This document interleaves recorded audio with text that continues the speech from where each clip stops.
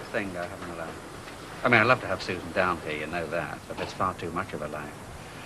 But like you say, if it doesn't work out, her and me... I know, love. Well, whatever you decide's okay with me, you know that. But you're gonna have to make your mind up sooner or later. You can't keep her dangling on a string forever. Anyway, I must go. I've got to get Tracy off. See you later, love.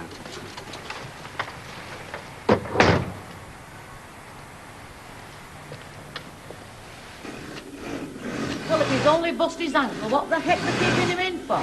But it's not just his ankle, is it? He's got concussion. X-rayed his head, but they found no, though. No, I don't suppose they did. Now, listen here, you. I'll not have you poking fun at my husband. He's a very sick man, he is. Well, what did he say when you rang? Well, they said he was comfortable, but I mean, that tells you no, does it? I mean, if our Jack's still in bed at this time of the morning, he's bound to be comfortable, isn't it? I was terribly sorry to hear about Jack's accident, Vera. Oh, timely. Fell off his ladder, I heard. Well, not fair. I'm surprised he could even see it with the skinful he had yesterday. Now, watch what you're saying, yo. Our Jack just lost his balance, that's all. Probably had an attack of verdigris. I think you mean vertigo, Vera. Yeah, that I know. Hey, now, come on, Vera. Admit it, your Jack will push your boat out of it yesterday. Look, I know he had the odd tipple. I'm not denying it. Odd tipple? From what I heard, when your Jack come tumbling down, there'd enough juice inside him to light up half a weatherfield. Well, shit. I'd have been better off with a lot of battery ends. Well, for one thing, they'd be more productive than you lot, and another thing, they make a lot less noise. Now, come on, let's get on with it. Let's see some action. Ready when you are, Emily? Yes, I'm stitching it. Well, it's all right for him, isn't it? He ain't got things on his mind like I have. Oh, come on, Vera, your Jack will be all right. I'll tell you what, I bet he's got them nurses run ragged by now. I reckon you were lucky, mate. Lucky. There's a fella here fell out of a bedroom window, ended up with 2 busted legs. Yeah, and 3 cracked ribs. Well, I didn't fall out of no bedroom window. I fell from a bedroom window. Happened to be cleaning it when I parted company with my ladder. Morning, Mr. Duckworth. Let somebody think so. Now, come on. Look on the bright side. Things might have been a lot worse. Just what I was telling him. I hope you haven't been getting him too excited, Mr. Fletcher. Excited? I couldn't get excited if an army of page 3 girls walked through here stark naked. Couldn't get her something for me head, could you? Like a gang of nabbies doing a tap dance in there. I'll get the nurse to bring you something through. I take it you've no problems, Mr. Fletcher? None that you can help me with, sister. So, you're a window cleaner, eh? Not for much longer, I hope. I happen to have prospects in other directions, don't I? Licensed trader, as a matter of fact. Licensed trader? Your own pub, you mean? It's on the card, yeah. I'm serving me time, in a manner of speaking. Oh, trainee manager like. Well, sort of, yeah. Kind of learning the ropes, you know. Stock control, cellar work, that sort of thing. Come at a bad time for you then, hasn't it? Eh? You falling out your tree. That busted leg's not going to stop me, not for long, anyway. I hope you're right, pal. Not like a mate of mine. Mate of yours? Complications. You were laid up for 3 months. Hi. Hello. I thought it'd be Deirdre. Didn't expect you. Yes, I know. I wanted to see you. About the job. That's right. Look, love, it hasn't been easy, believe me, but, well, I'm sorry, Sue. I see. Well, I suppose I did half expect it. You'd have said something before now if you'd wanted me to stop. Now, look, you can get that thought right out of your head for a start. What The thought? thought that I don't want you here. There's nothing further from the truth. Why, then? It's not a matter of what I want. It's a matter of what's best for you, for all of us. But it would be best for us all. Honest, it would. Look, love, you've got a job in Newcastle. Which I don't like, where it's no prospects and where I'm totally wasted. Well, you've got a home there. It's a bedsit, Dad. And your friends. Well, I'll still have my friends, won't I?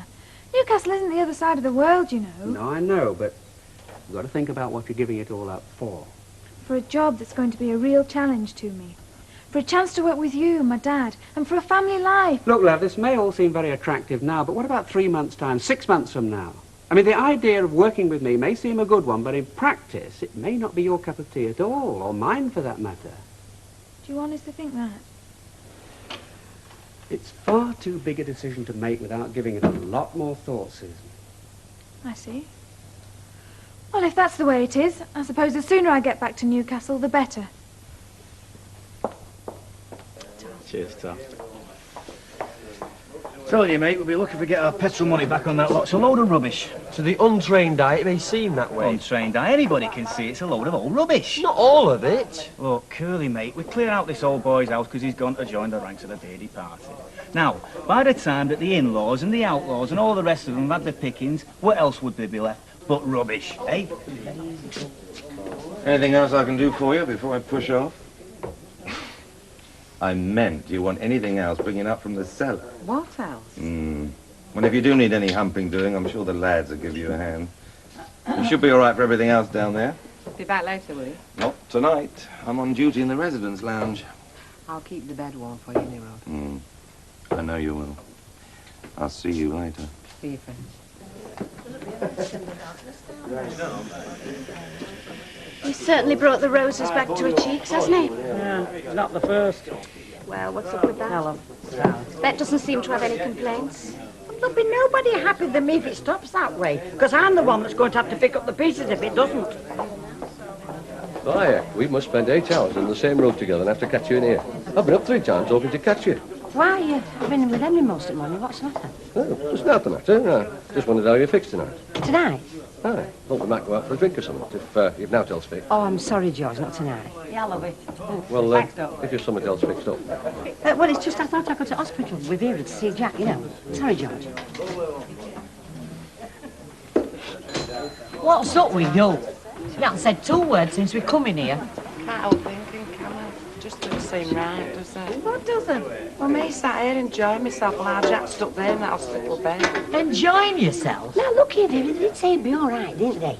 Yeah, but I can't get him out of my mind. You know where he looked last night. If you're that bothered, why don't you nip in and see him? Yeah. Oh, aye, what would Baldwin say, eh? I won't get back for 1/2past, would I? Hey, listen here, you leave Bowen to me. If it makes you feel better going to see him, you go, all right? Tither, you're a pal. Visitor for you, Mr. Duckworth. Hey, Dulcie, what are you doing here? My poor love. Just look at you. And all because you were doing me a favour. Well, I never got round to that, did I? No, I finished cleaning your windows. Cheeky. Easy up, I'm not ready for that sort of treatment yet. So how are you feeling then? Well, let's put it this way, you're safe enough. Oh, you must be feeling rough. It's a bear's armpit, love. How long are you likely to be in here? A couple of days at least. Oh, I see. Now, Dulcie, love, I know you feel, but you're going to have to keep that animal passion of yours under wraps for a couple of days. Oh, no, it wasn't that. Eh? But I was wondering how long that cart of yours is going to be stuck on front. And your ladder's still in garden and all. It'll be all right, I'll sort it. Before tomorrow, if you can. All right, now don't you worry about it. It'll be you who'll be worrying if it's still there tomorrow. Eh? My Ralphie has a very suspicious mind, especially where window cleaners are concerned, as you well know. Your Ralphie? What's your old man got to do with that? He's coming home tomorrow. Home?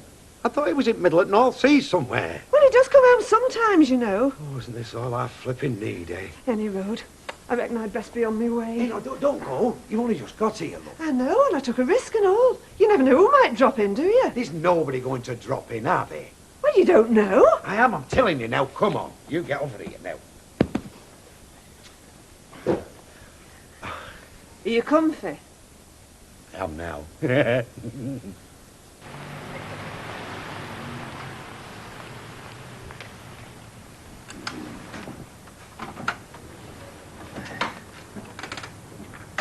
Tell them all the best from me, eh? I will. See you, Chuck. Can't wait to see Dad's face when I walk in.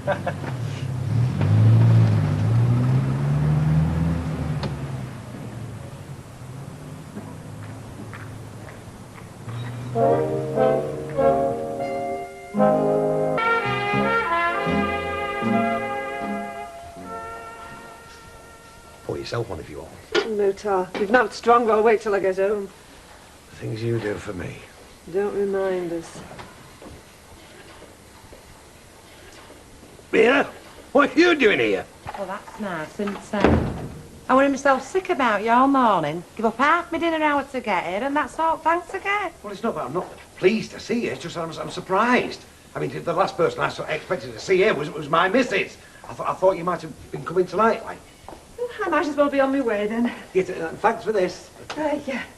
See you. I know the ex-shoe when she's at home. It's Mrs. Sister said he didn't have to be disturbed, you see. Oh, you mean she trekked all this way for now? Well, it looks like it, doesn't it? I mean, you didn't come all this way to talk about Nobby and his missus now, did you? No, of course I didn't. Hey, I tell you what, you look a lot better than you did last night. Oh, I've been worried sick about you, love. Are you pleased to see me, aren't you? Knocked out, kid. Did you manage to have a word? Yes, yes I did. And? I told her I thought she ought to go back, think about it, see how things look when she's back in Newcastle. How did she take it? Or what do you think? Yeah, I can imagine. Still, better that than her chucking up everything she's got only to find out things don't work out for her around here. That's exactly what I told her. So she's going back and she's going to think about it. I said I'd do the same. And if something does come up at the recorder and she's of the same mind, well, we'll just have to see. It's for the best, love. Honest it is, for both of you. Mind you, can't say I'm not going to miss her. We all are, especially Tracy. And judging by the conversation I've had just now, we're not the only ones.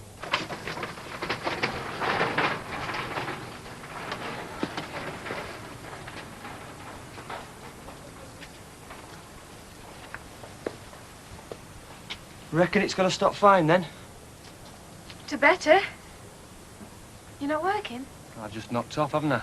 Do you get every afternoon off? Well, from the bins, yeah. It's all right for some. Well, I've got my other business ventures as well, you know. Yeah, you told me. House clearances or something. It's a bit more than that. I think I've seen your van. Cheap and cheerful. Yeah, that's it. Which one are you? Eh? Cheap or cheerful? Yeah, I really enjoyed talking to you yesterday. Oh, you mean you're not enjoying talking to me now? Well, no. I mean, yeah, of course I am, but that's just it. You know, I thought maybe we could do it again sometime. You know, over a drink, discuss the world and its problems and put them to rights. Love to. Tonight? Sorry, I can't. I've got a lot to do. Tomorrow night? I'm going back to Newcastle. Oh, I see. Looks like we'll have to leave it till next time. Yeah, well, don't leave it too long next time, eh? I won't. I promise.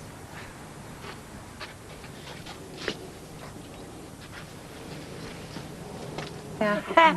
He's a bit of a dark horse, that lodger of yours, isn't he? Norman? Why, what's he been doing? Oh, it's what he'd like to be doing, isn't it? I've heard about him and that Ken Barlow's lass. Susan? Oh, sorry, Vera. I think you're just mistaken. Not according to our Jack, I'm not. Strolling over her like a butcher's dog who went rovers just for dinner. Aye, and state your Jack were in it, could have been two entirely different people. Look, he wasn't that far gone. Anyway, I'm just warning you. You'll watch, you don't lead him astray. You don't want him ending up like our Terry, do you? I'm sure that Susan Barlow is the last person to lead Norman astray. It'd be a miracle if anybody led him astray. Oh, now would you know? Oh, well, he walked me home from that Valentine's Day at the community centre, didn't he? No, but I mean, do you know Susan Barlow? Look, I've been thinking about tonight. Wow, what about it? Well, you said you couldn't come for a drink for us because you're going to the hospital with Vera. Yeah, that's right. So I thought, why don't you pick you up from the hospital? We can go on to somewhere from there. No, sorry, George. Thanks, what's same. I thought I'd go out with Vera. Bingo or something, take her out for herself, you know. I see. Well, we'll make it some other time then. Yeah, some other time. Okay. Terry, will you do us a favour, cock? What? Get us a crate of tonics up. Better make it a couple while you're down there. We seem to have had a run on them tonight. Go on, then. Now, what had you done if you hadn't been in? Ask you, Chuck. Doesn't seem the same without Jack Flash behind the bar, does it? This is very true. We've got room to breathe for starters. Oh, I know he got on your nerves at times, but he was quite handy. I bet you've got the bruises to prove it and all. Still, if you're getting that lad of his to stand in, I'm not complaining. I'm getting nobody to stand in, Chuck. Frank can handle the cellar work, tar very much. And whoever's handy can ump us a few crates as and when. So any ideas you've got about young Terry, you can forget them. I was only saying, wasn't I? I mean, you've got to admit he's an improvement on his old fella. King Kong's an improvement on his old fella. Well, it's certainly been a tonic to you. What else? Having that shop of yours done out like the way you have done. You've been a different fella since it opened. Out to do with work makes Alf's tail wag better, didn't you know? He never thinks an out Alf. Hey, now that's not true, as you well know. I must admit, though, I feel a lot happy since I took the plunge, you know. Not that I didn't have my doubts, but when I saw those old fittings coming out, I wondered what the heck I was letting myself in for. Still, now it's done, I just wish I'd had it done years ago. Well, if not else, it'll give you more space for this week's special offer. What special offer? Me! Oh, you daft beggar. Do you know, Betty's right. You have been a different fella since you've had that shop done. Well, it's an achievement, isn't it? I mean, it's an ambition realised. Make anybody please with themselves, that would. Well, I wouldn't know. I don't think I've ever had an ambition in my life. Leastways, not one that stretched further than day after tomorrow. Yeah, well, now I've got the business on an even keel, I think I'll start looking after myself for a change. I think I've earned it. I couldn't agree with you more, Ralph. You know, it doesn't matter how good your business is, or how much enjoyment you get from it. At the end of the day, it's what you get from it that counts. Definitely. And at the end of the day, I go back to that little flat of mine. All alone. And you know, after the warmth and the friendliness of the shop, it's very cold and uninviting sometimes. Oh, I know. Well, what have you got in mind, then? Hey? Well, to bring a bit of warmth and comfort into your life. Oh, well, since you're asking, I thought I might do a bit of redecorating. Ah, Tao Chuck, you'll get your reward in heaven. Yeah. Well, if it's all the same to you, I'd rather have it now. Give it here. Cheers. Hey, Terry, I've been thinking, why don't we have a whip round? Whip round, what for? For your old fella, cheer him up a bit. Cheer him up? Come on, Curly, mate. He's tucked up in bed, surrounded by dolly birds, looking after his every need. Cheer him up anymore, he'd be flaming delirious. Tell you what I will do, though. What? Cheers. You know those paperbacks we picked up in that house clearance? What about him? Always a couple down to him. Well, he can have the lot for me. No, a couple will do. Oh, it's his birthday. We don't want to spoil him, do we? His birthday? When? Tomorrow. Oh, we've definitely got to have a whip round. What do you think, Mrs. Turpin? What's that of it? Have a whip round for Mr. Duckworth. Oh, I don't see why not. You just have to give me a minute, though, to nip in the back for me purse. Well, I wasn't suggesting I did it. You're so keen on the idea, aren't you? Come on, count me in.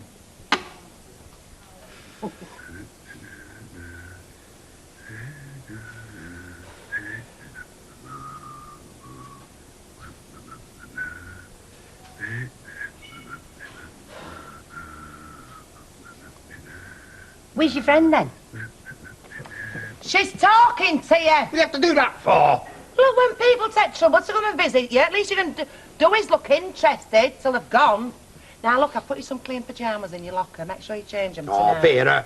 Change them. So where's Sleeping Beauty then tonight? Telly lounge. Oh, is Mrs. not come then? Doesn't like it, does it?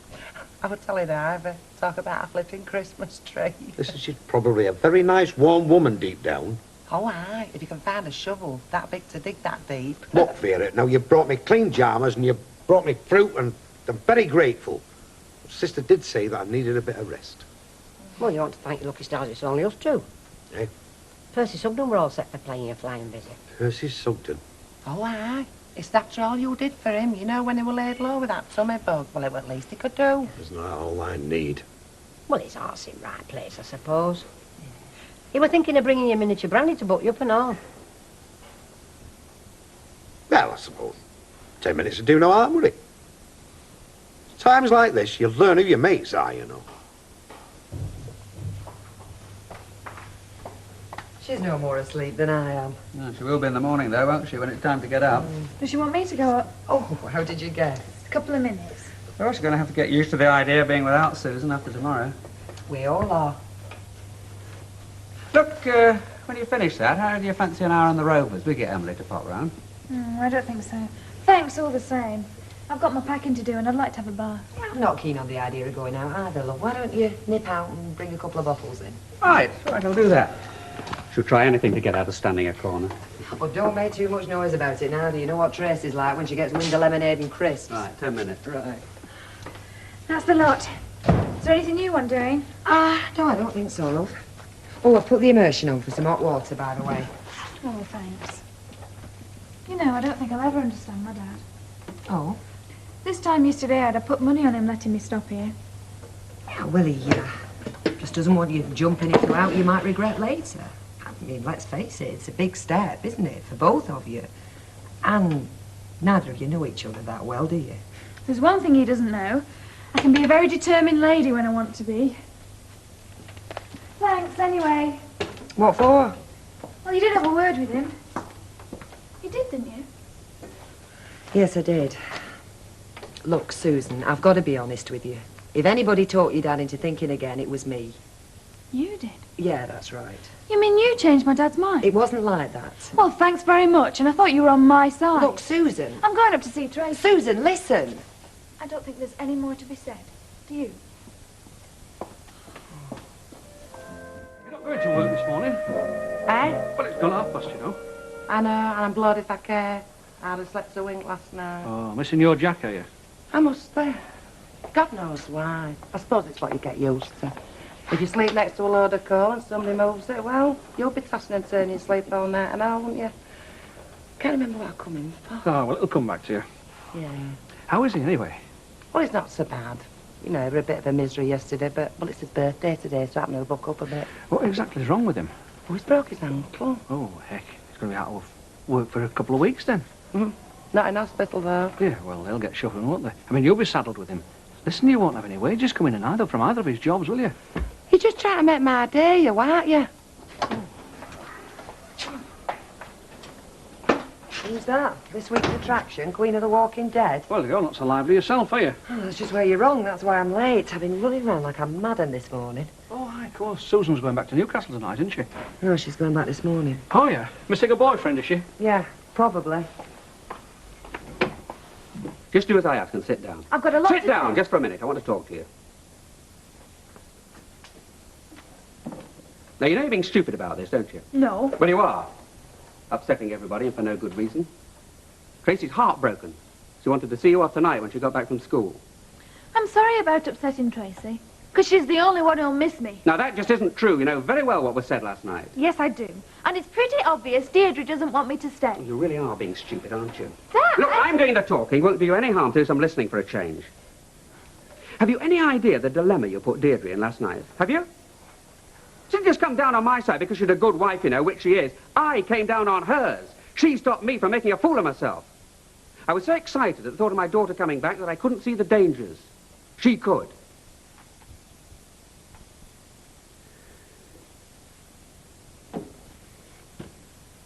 What she doesn't want, desperately, what neither of us want, is for you to come back here and regret it. I mean, you're giving up your freedom, your friends, your job. Not to be no loss. All right, your freedom and your friends, and that could be enough, but you've got to be absolutely sure. And 2 days is not enough. Now go back. Think about it. Hard. And it's me saying this. Don't go blaming Deirdre. I don't blame Deirdre for not wanting me. After all, I'm only a stepdaughter. Oh, for Pete's sake, this isn't some American soap opera. She's not Joan Collins. She's my wife. And your friend. Probably the best friend you will ever have. I mean it. How old are you? 39. And the rest?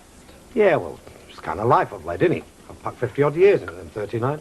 Who's Dulcie? Is it your wife? No, it isn't. And keep that one separate, will you? That's the lady whose windows I was cleaning, you see, when I fell off my ladder. She's put love at bottom and kisses. But she's concerned, isn't she? Might be suing her.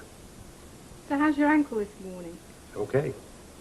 But I've got this pain in my knee, just about here. I know where you're Hey. Everything all right? I've got this pain in my knee. Really? When you finish, nurse, we'll give Mrs. Morris a bed bath. You'll get your shot, you will. You're a right one, you are. Yeah, they love it, don't they? This, Dulcie. Give us that flipping card here and keep your nose out. I'm only asking. Oh, you got one here from all at Rovers. Is that the pub you were telling me about? All right, that's the one. God knows how they're managing without me, you know. It's not easy, I'll tell you. Even Jack Duckworth has his uses. I'm not relishing going back there. She'll have me down that cellar like as not. Well, what's up with boyfriend, Frank? He would stay away last night, wouldn't he? Eh? We'll just have to wait until see if a strong fella comes in earlier on. Thanks for warning, anyway. Ta-da, love.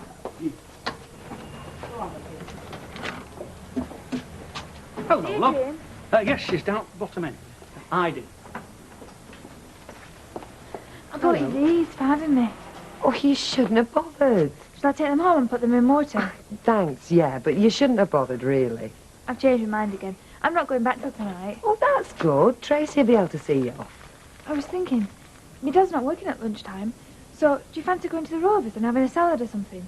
About 1 o'clock, say. What a good idea. See you then. Lovely. George take that Blackburn order this morning? He didn't have room. I doubt if he'll have room this afternoon either. Well, tell him to make room. They're good customers of ours, the Pickerings. We don't want to be losing them. Right. Well, he can take those jackets to Atkinson while he's at it. They're finished. I think most of them are in packing. I don't know whether the order's finished or not. Well, we'll soon find out. Ivy, come here a minute, will you? Yes.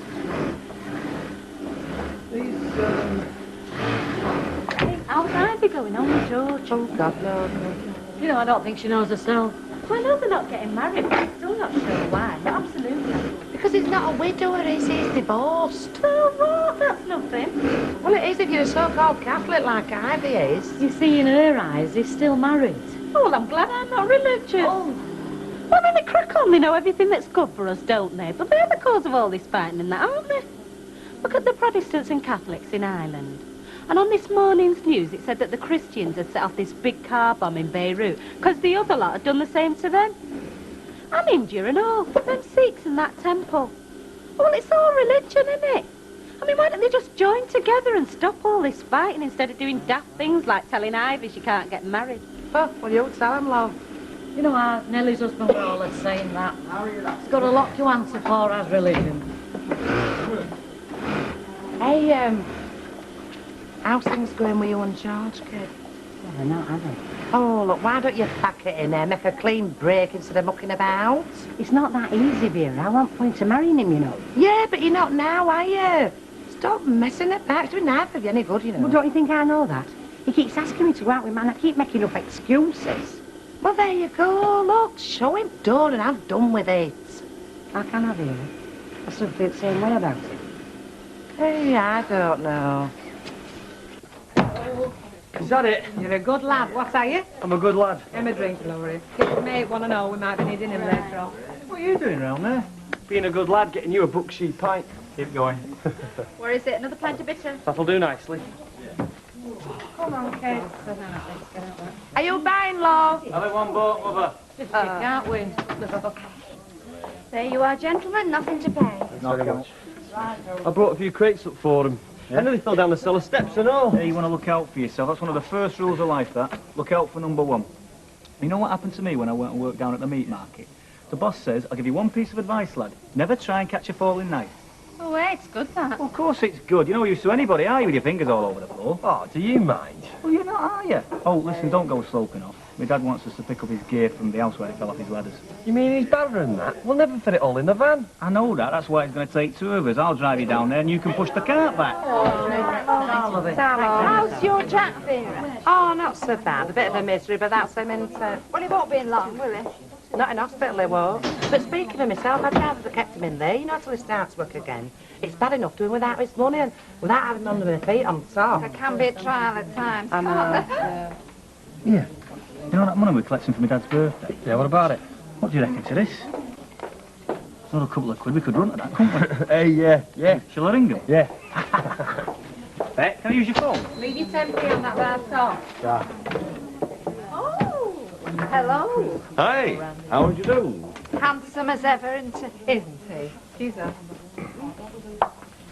What are you doing? See if you need help moving in cellar, lass. No, I'm all right. Got the lads in on it. That's all you came for. Not exactly, no. No, I had the rest of the day off, and I was thinking to myself, where would I most like to be? So here I am. Nice of you to say so. Go on through. I'll join you when we're slacking off. Get yourself a drink. Very attractive man, that. Yes, that's what I think. Not that I would dream of that, No, you know. of course you wouldn't, Audrey. You're a good mate of mine. Besides, one false move, I'd tear your wig out. Oh, no. Where's your tempe? Go see your dad today? Yeah. Why, you got him some grapes? I like grapes. No. Got him this on your card. Save me posting I'll it. put it in his hot little hand. How'd you go on? Knock out grape. What, you like it poetry? Me? I'm brilliant. In fact, I was thinking of writing one for Sue, you know, because she's Forget that. Come here. Listen. You'll see. Well, we're buying some chocolates, eh? Yes. Does he like chocolates? Oh, he likes so him. As long as his jaws are moving, he's happy. Come on, I'd help us pick him up. Hey, are you chipping it? Am I? Because like I bought him some. Oh, you like that then? Right, see you. See you. Hey, what you bought him? A tie. Got it for George. Look, there you go again, torturing yourself. If you've got any sense, you'll get shot. Good. Got you. Rugby dance Saturday. It's a good do, so get your glad rags on. Oh, George. I can't stop. Baldwin's chasing me. You can thank me after. How can I give him up? Go on, tell me. How can I?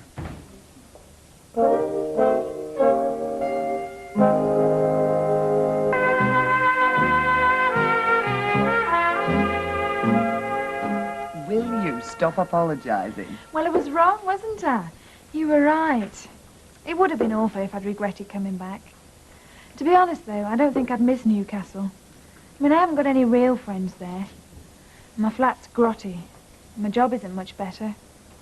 I'd want to work for Dad, though. I wouldn't want to leave unless he gave me a job. I can understand that. He will give me one, won't he? Look, go back to Newcastle, take a good look at what you'd be chucking up, and when I hear you haven't changed your mind, I'll start working on him. And I don't often fail. You are nice. Why did I think you were against me? Because you're daft. All girls are at your age. I was. There's another thing. I've never really lived with my family. Not since my mum died. Nana and Grandpa were great, but, well, we didn't really have a lot in common. That's why I left. What did you call it? Freedom? Living in a flat on your own? I suppose it was in a way. Oh, but it'd be lovely living with Dad and you and Tracy. It'll be lovely having you. Finished? Now, can I tempt you to a nice slice of gâteau? Oh, no thanks, Betty. What about you? I don't think so. I'm watching my figure. You make me sick, the pair of you. Where is she? Where do you think? Mind you, if I was in her shoes, you wouldn't find me in here. Not with a fella as dishy as him in there. Why? Fancy him? I'll say I do. Nothing like the blokes I get. He's, oh, you know, sophisticated. He's been about. Tell you what, the next time he goes on a cruise, ask him to take you instead of her to save us a lot of trouble. I wish I could. He's been everywhere, you know. He was telling me. Yeah, well, he's just come back, so shut up. Hey, this lot won't make us fortunes. Now come again when you can stop a bit. Bye. Bye. And so what's he on? Double brandies, I hope. Him? He had his drink about 12:30. Half a pint of bitter shandy. Rest of the time he's been playing himself at cards. Do you know, we're sitting on a little gold mine here. Where is your husband, then? You tell me, he just walked out and vanished. I know where I hope he is. Oh, could I have a word with you, George, please? Oh, don't get jealous, Ivy. I was just telling you about that flaming husband of mine. Oh, forgetting what I come for. Doctor's order. When do you reckon it'll be ready? What, tomorrow morning? Say about 12 o'clock, love? Oh, right, okay. Yes, love. Look, George, I don't think I can go to this rugby dance with you. Why not? Well, it's at church, isn't it? You know, and we'll add to what's happening. Hey, come on, Ivy. Chop, chop. Look, it's for best, George.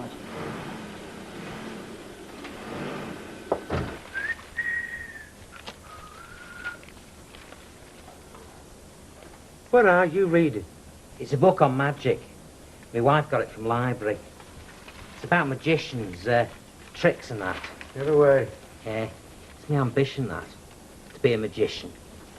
I'm not bad at card tricks, but it's more, well, big stuff I'd like to do. You know, making things disappear and that. Now to it.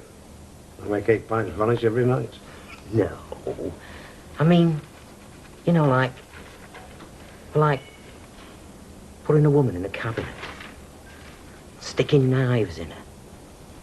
When you open the cabinet up, she's gone. Can't do that, can you?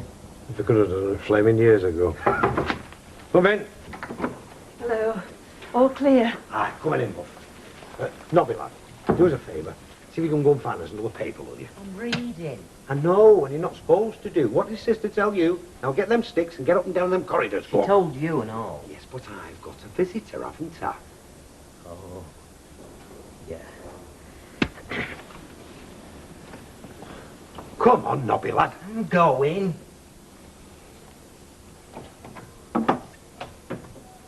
Right, let's be having you. No time for that sort of thing. I only nipped out while Ralph went to the club. He was all for coming round here to break your other leg, till I talked him out of it. Doesn't know, does he? No, what? Do you think? Oh, no, nothing like that. For what you did to his garden when you fell on it. Well, I didn't flipping fall on purpose. I know, but you made a right mess of his plants and gnomes. He's thinking of suing. Oh, let him sue. Oh, don't worry, I'll talk him out of it. Hey, what did your wife say when she caught me here yesterday? Nothing. She thinks you're Nobby's wife. Oh, you come out with some lies, you do. The way I tell them. You'll be all right then, will you? Won't be very long. Yeah, as long as you're back by 5 o'clock. You haven't forgotten, have you? Susan's going at 5 and I want to be able to see her off. So. Hello, love. Oh, who's going gallivanting then? Hey, the cavalry's arrived. Audrey will help you out, won't you? Well, I'm just going down to do it yourself to look at some wallpaper and paint, you know, because I'm doing it flat up, make it more compatible with shop. In that case, I am much more used to you than I am to Deirdre. When it comes to interior decorating, I'm a dab hand. Honestly, I could have took it up professionally without a word of a lie. Oh, you go on then. He could use some help in that department. Come on, you lucky devil. You're in the hands of an expert. Oh, all right then. Tough. See you later. 5 o'clock. Don't worry, I won't forget.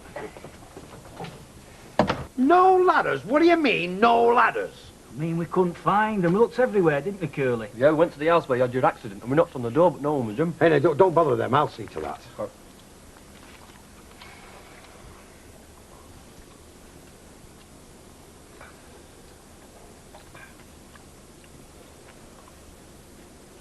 Get off!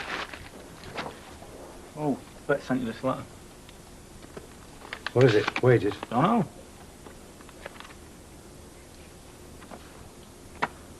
That's what you call a magic birthday, that, innit? I'm getting sued because I've broke my ankle falling through some flaming flowers. Lost my ladder, lost my job. What's she say? Dear Jack, get well soon. From what I hear, you might be laid up for a few weeks. So I'm afraid I'll have to look for somebody else. Sorry, that's the way it goes. Happy birthday, Jack. Love. Ha ha! Love, Bet. What the heck? Oh, chin up, Mr. Duckworth. Forget about the letter. Concentrate on getting better. He's a poet, him, and he doesn't know it. Hey, I'm aren't I? Hey, just you. Shut up, you fool. What are you cooking up, you? Hang on and you'll find out. Might give you an heart attack, but it'll be well worth it. Come on, Dad, cheer up. Look on the bright side. You got yourself a comfy little billet here. You haven't got me mum yelling at you every minute of the day, have you? And what's more, you're doing nothing, which has always been your favourite occupation, hasn't it? Go on, admit it, your quid's in. Hey, nothing wrong with the scenery, neither. I think you're right, lad. I could get used to this. Grape? Oh, just in time. Alf's only just this minute got back. All ready? Yep. Have you had something to eat? Yes, and they've got some sandwiches for the train. Good. Where's Tracy? She's upstairs getting ready. I think she's having a quiet week. Oh, bless her.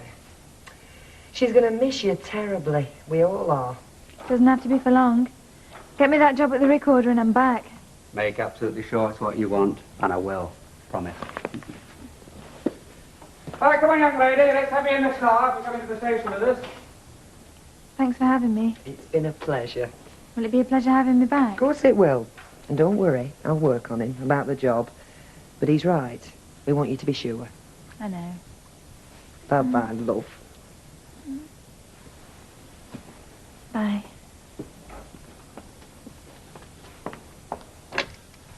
What do you think, then? Can you make it? Well, I need all machines, and I've got Gladys off. Could I get Beryl Jones up out of packing for 3 days? She'd jump at chance. I mean, it's a solved problem, Mr. Baldwin. You're all right. Get up. See you tomorrow. See you tomorrow.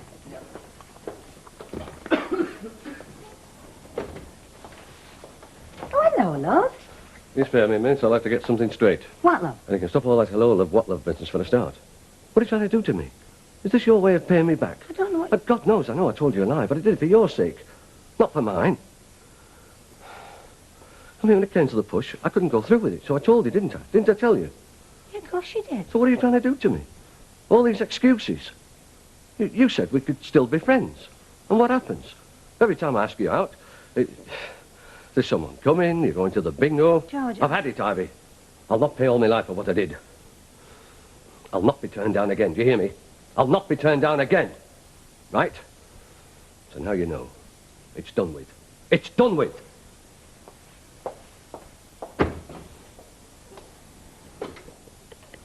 That's half comfort to tell you I'm not stopping. Going to bingo with Ivy. That's if I can find her. I've been having on her door, you know, but there's no answer. Jack, if anyone wants me, I'll just see my wife to door. Right. His wife? I thought you said that was his part that been here yesterday, that fancy piece. Are you? Louder. Don't embarrass him. Yesterday, that was his girlfriend. His girlfriend? Well, some fellas are like that, love. Cheeky. Now, don't let on. He's a nice enough little fella. It's what? Hey-o. You ought to be ashamed of yourself.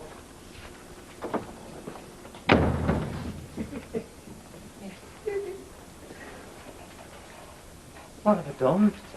Well, do you know why you're always saying that you wanted to be a bad un? Well, there's one who thinks you are, because I told you were a right Casanova. You didn't. I did.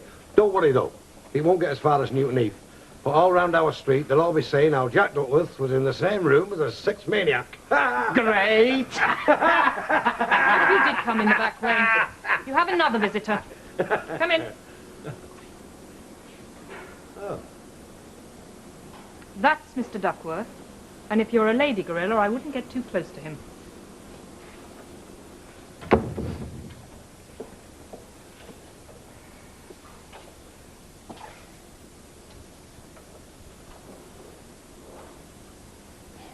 All your friends just wish to say... Can't hear you. What's your name? Jasmine, Very nice. thank you. All your friends just wish to say greetings on this happy day. So now if you will close your eyes, you're in for a nice surprise. Would you mind closing your eyes, please?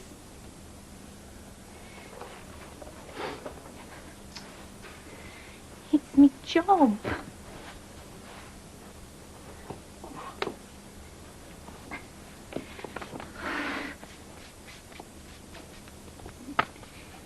You can open your eyes now.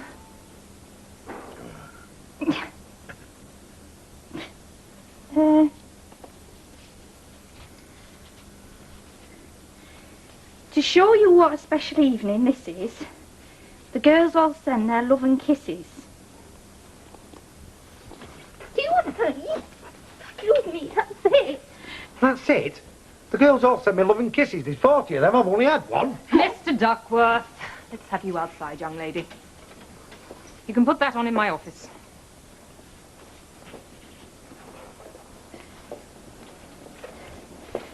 We hope it hasn't made you iller to have this visit from a gorilla. Thank you. Things are definitely looking up, Nobby. Definitely looking up. Mr. Duckworth, I almost forgot. I have some good news for you. Dr. Sinclair says you can go home tomorrow. Come to think of it, it's good news for all of us. Back home to wife, eh? Ooh, you lucky devil. Do us a favour.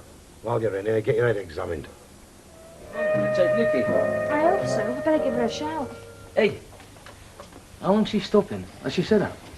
No, you don't mind, do you? Nah, she's all right as Audrey. Anyway, you put up with my mum long enough. Watch big ears. I'm not big ears. Oh, you're a big mouth. Morning. Morning. I was just going to give you a shout. We're off. Will you take Nicky to school? Of course, I think we manage that between us, can't we, Nicholas?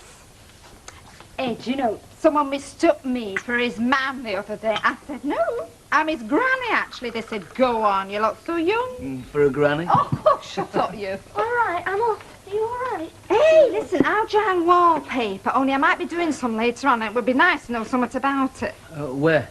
You mean here? No, helping Alf. Only I helped him choose his material last night, so today I thought I'd help him with the pasting or whatever it is you do. Drawing pins, that's the best way. Not that stupid. Well, I hope all the hard work's worth it. Yeah. You don't think I'm being too obvious, do you? Mind you, I've always been obvious. I don't know how to be out else. Well, actually, paper hanging's easy with two. One does the pasting and t'other hangs it up. I'll remember that. What sort of paper did you talk him into having? Don't worry. I bore in mind that it was for his boudoir and not my own. I don't want Alf getting all embarrassed if the doctor has to visit. Go on if you're going. Hey, only next time you see me, don't be surprised if I'm speckled with emotion and using words like terps and undercoat.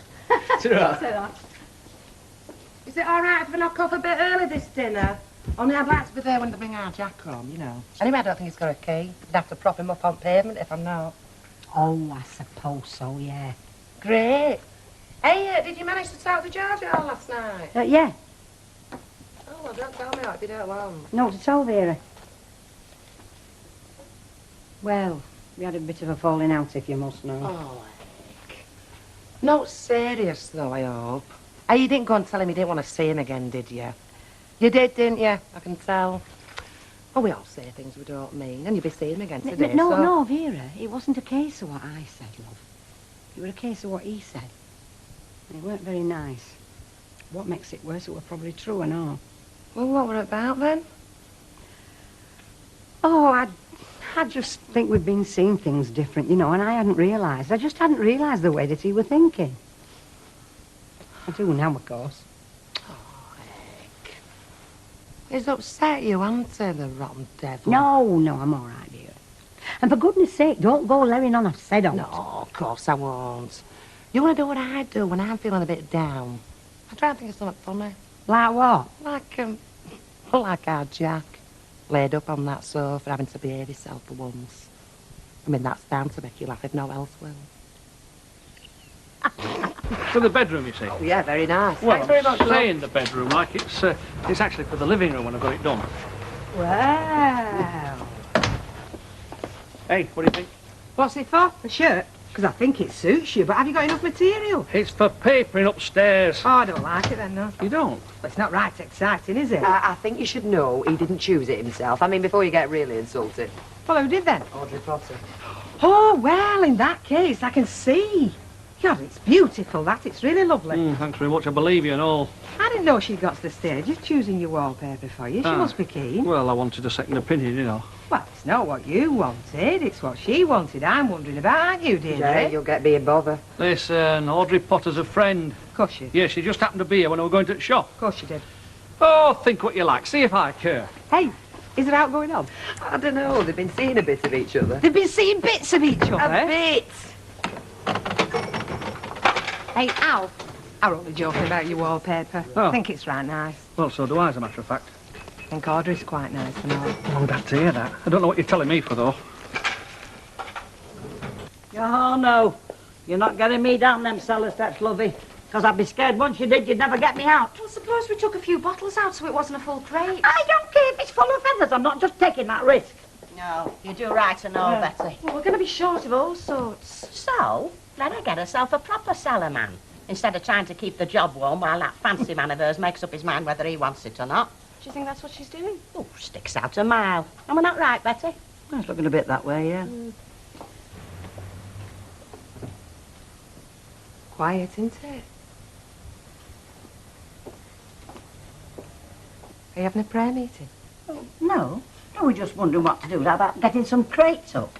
Well, you don't have to do out. Frank will see to that. Yeah, but when? When he's good and ready, just make a note of what's wanted. One of the pumps is off. Yeah, well, just let me put my shopping away. I'll see to that myself. Any other problems? You all right, Hilda? Perfectly all right, thank you. Oh, well, no, to worry about then, have we? What did I say? Frank will see to it. She's banking on him seeing to a heck of a lot, if you ask me. Probably knows more about his intentions than we do, lovey. Oh, I wouldn't put money on it. No, it'll all end in tears, Betty, same as all the others. She can no more hold on to a fella than onto the top of a greasy pole. He's nice, though, isn't he? Don't you think? Frank? Yeah. I think he has a look of Clint Eastwood about him. Well, it's just the way he strikes me. Yeah, well, I wouldn't say out to her ladyship, else she'll be striking you now. What I've done, sorted out what might be worth a few bob, and I've stuck it in there where it's under cover. The rest can stop out here for what it's worth. Right, let's have a look at your treasures then. Look, I'm not saying that they're treasures. Just things that we might be able to sell separate. Come on, Terry, we took better stuff than this down the tip this morning. Oh, great. And old tellies? It's like an old telly graveyard down on that tip. There's hundreds of them. You get the same programmes on them, Curly. Just 'cause they're old, don't mean to say you don't get new programmes on them. And who in their right mind would want a manky chair like this? We've got 3 of them upstairs at home. Hello? Anybody in? Hello, Mr. Sugden. Why, gum, you've got a collection here, haven't you? What a load of old junk. What are you going to do with it all? Sell it. Ah, well, they said there's plenty of fools about if you hope you bump into one. Already have, mate. Where do you get it all from? Mostly from a house clearance. Oh, I bet they were glad to be shut of it and all. Have you hidden what your Redler work? No, I'm still on the bins. Oh, you must have an affinity for rubbish, mustn't you? Have you ever thought of talking to a doctor about it? Not till now, no. No, I think you should. You're like rag and bone men, really, aren't you? You used to have one come round readily, He used to give you a donkey rubbing stone, in exchange for your old woolies. To whiten the edge of your doorstep with. What did you want to do that for? Yeah, I don't know. It's just what folk did. He was a smart fella then, weren't he? He knew the fools were all right. Do you want to buy out, Mr. Sugden? No, I just popped by to wish you all the best in your new venture. Hope everything goes well for you. Thanks Ta-ra. very much. Thanks a million.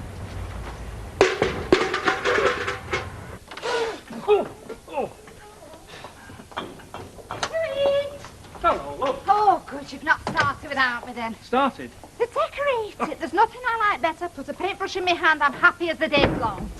Right, see you later, Al. Oh, right. Has he shown you the wallpaper I've chosen for him? Oh, yes, very nice. I've just told him my services don't stop there. I can hitch my skirt, climb a ladder with the best of them. Really? I always think that wallpaper hanging is so much easier with two, don't you? Well, I wouldn't know. I've not done that much of it. Take my word for it. I will. Try. But I love it.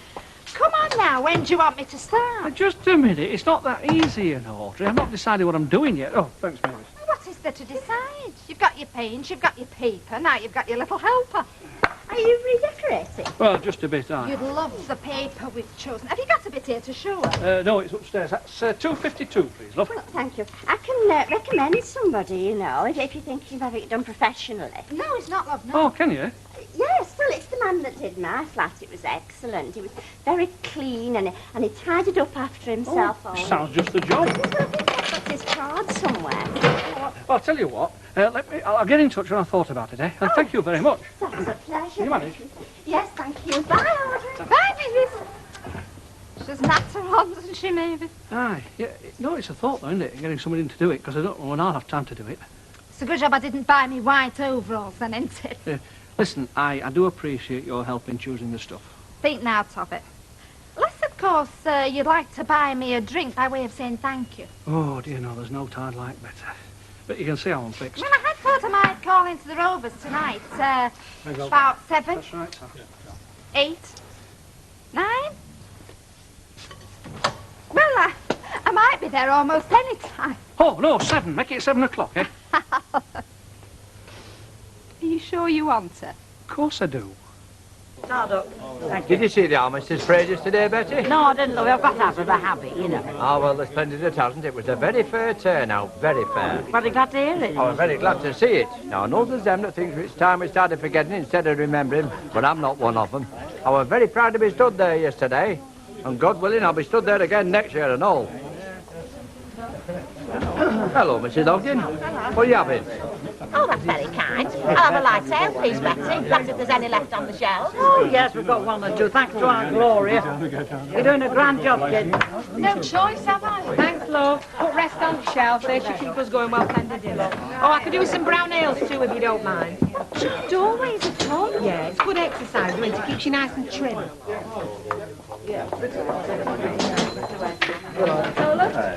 Made your first million, yeah? Even halfway there.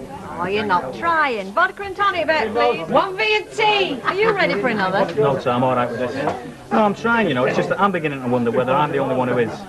Like that, is it? Well, I've been all morning unloading stuff, right? Lugging it about, sorting it, then in sales, Curly hasn't lifted a finger all morning and starts telling me I've been wasting my time. See, Tom. I'm going to get a shock this afternoon, though.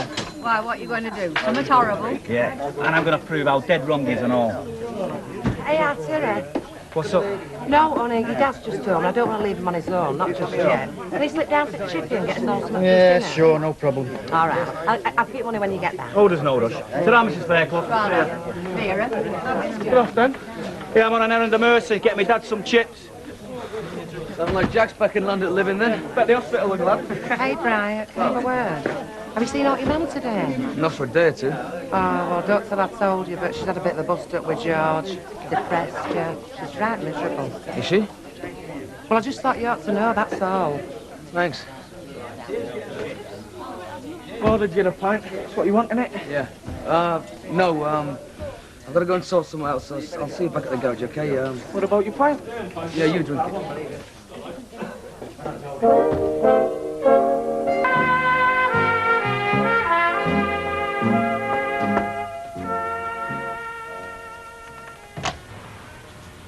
Can I come in? Yeah. Oh, for goodness sake, Brian, of course you can come in. You know you're welcome in this house any time. Come here. Oh. How are you? Oh, well, I'm all right, aren't I? I'm a lot better for seeing you. Good. Don't let me spoil your dinner. Oh, you're not spoiling anything, love. Oh, Brian, you know, I've thought about you every day, love. There hasn't been an hour gone past without I regretted what I said and what I did. Yeah, well. Hey, don't let's ever fall out again, eh? No. Promise me. I promise you. Now eat your dinner. Yeah, I am. So how's Gail and Nicky then? Oh, they're okay. Oh, God. They're fine. Gira says you've had a row with George. Oh. Only I'm not to let on it was her that told me. I'd rather not talk about George, Brian. Not even to me. Not to anybody. Well, the less you tell me, Mum, the more I'm forced to imagine. Well, it's just I think you run out of patience with me, love. How do you mean? Well, it's like you said, Brian. I should either marry him or I should give him up. There doesn't seem to be anything in between. I had hoped there were, love, but obviously wrong, wasn't I? So what do you say? Listen, I'm not going to talk about George. I'm not telling you anymore. I want to know. Well, you're not going to get to know. And anyway, don't matter what he said, if it brought me and you together again, it's all so good, isn't it? Anyway, let's forget about George. I want to talk about Nicky. Tell me how he's going on, love. What, tonight? It's a bit short notice, isn't it? Could they let me know earlier? Yeah, but I've got my shop to run here, you know. I'm not playing out. Oh. Hello, Curly. Hello. Do you notice anything different? I've had my hair cut, restyled, actually. Oh, yes, very different. Yeah, we have it to do. By the way, is your Susan still around? No, she's not at the moment. Do you think your haircut will keep till she comes back? Well, it wasn't... I was going to get it cut any road. Oh, well, that's all right. Leave it with me. You know, I sometimes wonder if I've got a blooming private life at all. Oh, what's up? Another blessed council meeting. Do you know, they love it, some of them. They'd rather be there than at home with their own family. They're addicted to it. So don't go. Oh, I can't do that. I've got to be there. 22p. Oh, so your Susan's coming back then? Very likely. Shall I tell her you were asking about her? Yeah, if you like, yeah. I'll see you. Ciao, Curly. So, how do you fancy Curly as a son-in-law? It could be worse. At least I'd be sure of getting my bins emptied. How long have you been in this game, then? Well, long enough to know what's what. I wish I had. I'm still learning, me. And I've been at it for donkey's years. I'll tell you what's spoilt it, though, shall I? What's that? These teleprograms on antiques. You know, where folk bring along their old chat and some fancy geezer looks underneath and says, well, bless my soul, it's a third dynasty what's-it and worth 10,000 quid at an auction. Yeah? That spoilt it for the likes of you and me. Now, they all think it's going to happen. They come along with all sorts of old rubbish, real grot, and expect you to get all excited and start stuffing tennies in their hand. Oh, it's badly overrated nowadays, is rubbish. I do. Hello. You say your best stuff's in there? Yeah, that's right, yeah. I'll have a deco. Who's he? It's a dealer, isn't it? Got his name out in a book. Rang him up. Asked if he wanted to come down and give us a price for this lot. What's that? What, a price for all of it, or just what's in there? Well, it's up to him, innit? Be interesting to see what he thinks, though. You could have told us, Teddy. Well, you weren't here to tell, were you? Well, now. What do you think, then? Well, it's difficult. I don't want you to think I'm robbing you, but I've got my profit to think of. Oh, of course. And yeah. obviously you've been through everything with a fine-tooth comb, so I'll tell you what I can do, if you like. You know, all this stuff outside is what you don't want, right? Yeah, that's right. I'll give you 15 quid for the lot. Get it out your way if no tense. Great. Well, hang on, Terry. I think some of this stuff is worth more. Well, you should change your tune, haven't you? No, I still think what's in there is rubbish. Are you saying I've got it the wrong way round? Yes, I am. No, this is beyond me, is all this. If I say 25, will that make everybody happy?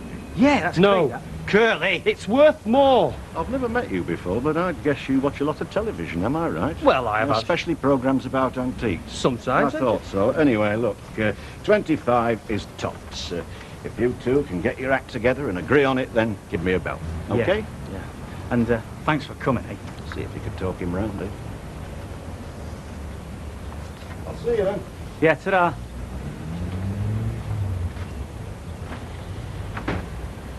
It's no use getting angry, Terry. What you think you're up to? Chucking away 25 knicker. Look, that fella's experienced, right? Yeah, he's experienced enough to see the difference between what's in here and what's out there. And which one did he want to buy? Never mind what he said. Which were it he wanted to buy?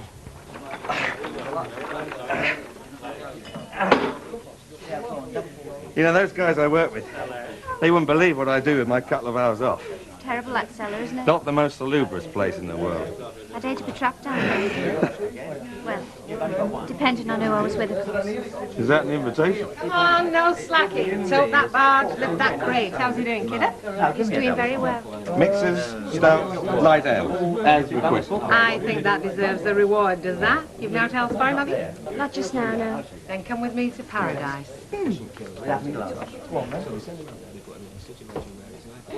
25 quid he was offering for a load of pure unadulterated junk.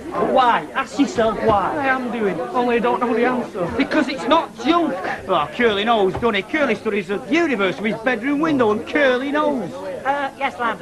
Well, I'd have been getting him in if we got that 25 nicker. Oh, all right, I'll get him in. 3 pints of bitter, please, Betty. But you'll see, that stuff you had marked down as worthless, that's what that dealer was after. Only because he knew he couldn't con me on that other stuff. All right.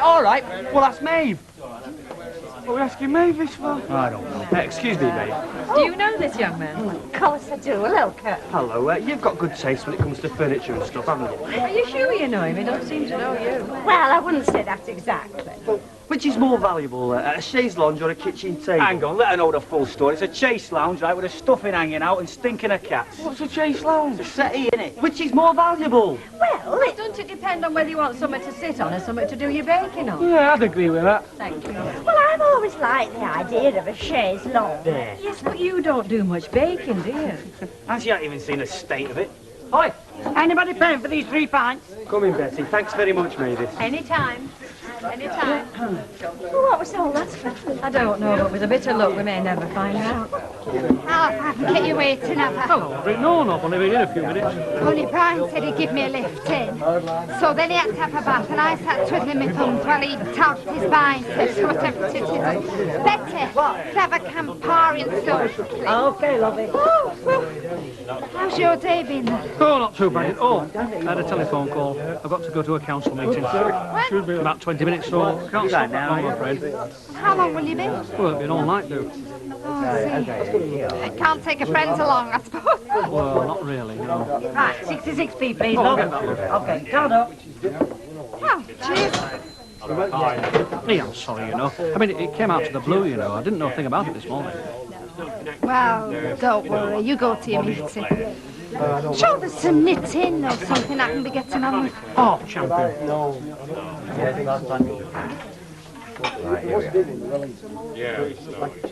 Right, here we are, little cherub. Some tea, eh? Thank you, Grandma. Thank you, Grandma! Hey, can't you hear anything from the other little lad? No, you can't. You sit yourself down. You've been cutting up bricks since we came in. Well, love, I'm not pleased to see you, aren't I? That were a nice thought, love, bringing him round. It's like a tonic having him round house. How'd you going at work this afternoon? With George, you mean? You can say his name, Brian. Oh, I can I? Well, that wasn't the impression I got at dinner. Yeah, well, I bulked up a bit since his dinner, haven't I? No, love, it were just what George said on top of not seeing you and Gail. Well, I got up this morning, I felt that lonely I could have cried. Still, that's all over now. So we're okay then? Still far from being best of pals, love. In fact, I don't think we exchanged a word all day. He's probably scared stiff. He'll be waiting for you to counterattack. Well, I'm not going to do, Brian. No. I had my say before, love, and he's just had his, so I think best thing is for us both to keep his mouth shut. So, I mean, at the moment, it's 6 seconds. No! Just do not ask. Nothing wrong, is there? Oh, no. Everything is hunky-dory. I mean, it's all I can do to stop myself bursting into song. Do you want a cup of coffee? No, I've just had one. No, I don't want one either. I didn't expect you back till late. I didn't expect myself back till late. Oh. What am I doing wrong, Gail? What am I doing that is so wrong? With Alf, you mean? Grocer Alf. Unmarried. Grocer Alf. I offered to hang his paper for him. Oh, no. He's going to get a professional in to do it. You can't blame him for that. No, I know. It's just that I thought he may jump at the idea of me helpless up a ladder. And then tonight, we arranged to have a drink, which I much prefer to paper hanging, don't get me wrong. What happens? He has to go to a council meeting. Or it just an excuse, do you think? No, he was telling the truth. He hasn't got the imagination to do out else. Well then. Oh, I know. It's just that I don't seem to be making much progress, that's all. And I bet you and Brian are wondering when you're going to get shot of me. You can stay here as long as you like. I know, lovey. Thanks. The happen I don't like. I mean, it's a time I had something different. And Alf's different. I mean, he's different to all them shiftlets, fly-by-nights I've been out with in the past. No. I've got to have another go at him. Good for you. He can surround himself with counsellors, decorators. He's not getting away that easy. Like this, but, well, I just need to know, did Mr. Baldwin go off to London last night, or is he going this morning? Only, you see, if he went last night, well, there'll be no pots to wash and no beds needing making, so I might as well leave him till later on. Yes, he went last night till 20 to 8, I think. Oh, yeah. What's up with you? Nothing. Oh. Yeah, well, that's all I come about. I can have a nice leisurely day now. Very welcome and all. Because I find things get right on top of me nowadays, don't you? Well, you must. I mean, it's been one thing after another for you, hasn't it?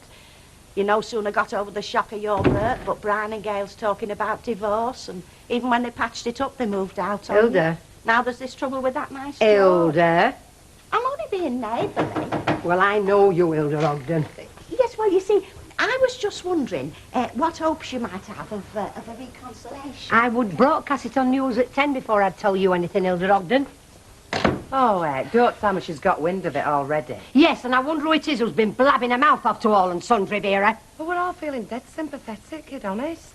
I know, but there's some folks' sympathy I don't need. Come on, Hilda uses it like a blooming bus pass. And besides, I don't want sympathy. I am doing what I'm doing from a feeling that it's right. I'm just convinced that it's God's will that George and me should part. Well... Oh, well, what? Well, it's no good telling me about God's will, is it? I've only come in contact with him twice. First time I was too young to know, second time I was too drunk to care. Next time I'll be dead. Yes, well, I'll pray for you, Vera. Oh, don't bother. I don't want to stop doing things I enjoy doing. Come on. Nicky, come on, son, get yourself down here. I'm not kidding, Brian. I know me mum when she gets these crazy ideas about settling down and becoming a housewife. She's only days away from swinging the bleach. And I mean, Alf Roberts, they're like chalk and cheese. Well, they're a lot more like now than they used to be. I like Alf, me. I reckon he could do a lot for your mum, if you wanted to, like. He'd give her a home, wouldn't he? Better than sitting round, trapping in bars and worrying about her wrinkles. Oh, come on, Brian, think of something to cheer her up. I mean, she's had a go at Alf before, you know, and she just dropped him. He'll get his own back, he will. She'll end up crying. What do you want me to do? Introduce her to one of your flashy friends. I haven't got any flashy friends at her age. Well, you flirt with her then. Make her feel like her old self again. I'm not flirting with her. If you've got no scruples, your mum, she'd probably take me up on it. Morning. Morning. Oh, today's the day then, the first day of the rest of my life. Oh, not Alf again, Mum. I know you think I'm deluding, Miss Dothgale, but I am quietly, confidently resolved. I'll be Mrs. Roberts before year's out. Hey, monkey face, are you getting down these stairs or what? And here's today's Mr. Muscles, ladies, a younger but less lame member of the Duckworth family. He will be doing all the donkey work, and Frank will be popping in about 2 to do the clever stuff. Ooh, what would we do without Frank, eh? Yes, by the way, love, he's told me he doesn't really like blue eyeshadow. Oh, not to worry. I've got my silver glitter in my bag. Come on, you, yard move. Buzz off, Curly, I'm working here this morning. You can't. Why? We're not exactly inundated with work of our own, are we? We've got an ad in, though, haven't we, advertising our availability. You can't be available if you're in here. It's lax and it's unprofessional. You do the bins, don't you? In my spare time, yeah. Over, jump to it, Terry, lad, please. Wouldn't I just love to do that, darling? Sleeping partner. Gloria, get the mats out. Betty, me and you'll get a brew going, shall we? 1, 2, 1, 2. Just like your dad, aren't you? Except I'm 20 years younger, stronger and more vigorous. Yeah, but up top you're solid bone. I'm solid all over me, solid as a rock. Sounds about a vibrant, purely physical affair to help me get over a broken heart. Sorry, I don't do charity jobs. Besides, I prefer intelligent men. Fancy that Frank, don't you? Gonna glam up for him. Well, you've been taken in there, darling. He's a stump, thick as a plank. You only think he's intelligent because he's a southerner. That is a popular misconception, that is. Anyway, I got my own business, me. Frank is just a boozer's labourer. And where are you at the moment? the time of motion, man. Well, I got the motion, darling, if you've got the time. Hey. All right, all right. I'll lump crates for this morning.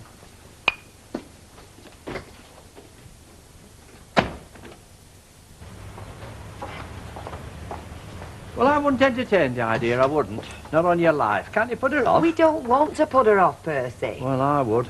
I mean, Ken's grown-up daughter moving in with is going to mean all kinds of upheaval. Look, if anything, it'll even things up. Me and Tracy, Ken and Susan. Oh, you've got to be very careful, haven't you? Stepdaughters, stepmothers. It's an emotional minefield. Do you know that most murders take place within the family circle? Oh, you are a cheerful Charlie, aren't Yeah, you? you've got to watch out. It's a swamp, it is. A seething quagmire of passion. What's this, last night's House of Horror? You look after yourself, love. Put your foot down. Yeah, I will. Ta-ra. Ta-ra, Percy. Yeah, it's just the possibility of Susan coming round here for good. It's got him all excited. I wish I'd never mentioned anything. Do you know, it makes Hilda Ogden look like the soul of discretion. Oh, I don't know. She been pumping you about Ivy? Has she not? Well, I'd know to tell her. Not for gossip, any road. No. See, it's just with George being divorced, isn't it? Make things very awkward, like, with her face. Oh, poor Ivy. Well, I don't know. I mean, it makes things very much clearer, doesn't it? That sort of belief. I wouldn't know, love. I would sort of put a button in collection and bought a lolly on way home. So was I. Hey, 60 quid for one room. Hello, Rita, did you hear that? 60 quid for one room he wants, that Whittaker, and he's the cheapest round here. Well, why don't you do it yourself? I've done with it. Oh, I can't be bothered with that. It'd be chaos. Well, sell tickets. I mean, there's many one round here who'd like to see you with both feet in a bucket of paste. Could be a cost that way. Any road, what's 60 quid to you? I thought you were all for plunging in and lashing out these days. Listen, lashing out's one thing. 60 quid for one room, Rita. Well, you could always economise on your new furnishings. What new furnishings? Oh, don't tell me you're going to be sticking with all your old bits of tat. Yeah, Rita's right. You want to go in for some of this high-tech stuff. It's all tubular steel and leather. $265, that, love. Yes, and chuck out that mouldy old carpet for a nice wooden flooring. Oh, yeah, one of them Persian rugs. Yes, and a chandelier for swinging on. Listen, I'm attached to all that stuff. You mean you've grown to favour it? I'm sorry, Alf. That's not economising. That's downright mean. Mean? Yes, but Alf. I'm not mean, am I, Deirdre? No, not mean. Not when it comes to others. But where you're concerned, maybe you are a bit... Mean? Careful. Yeah, so I should go reckless, should I? Eh, love. None of my business, is Well, it? I know that, but she said I was mean. Mean. Don't mind me having my dinner here, dear.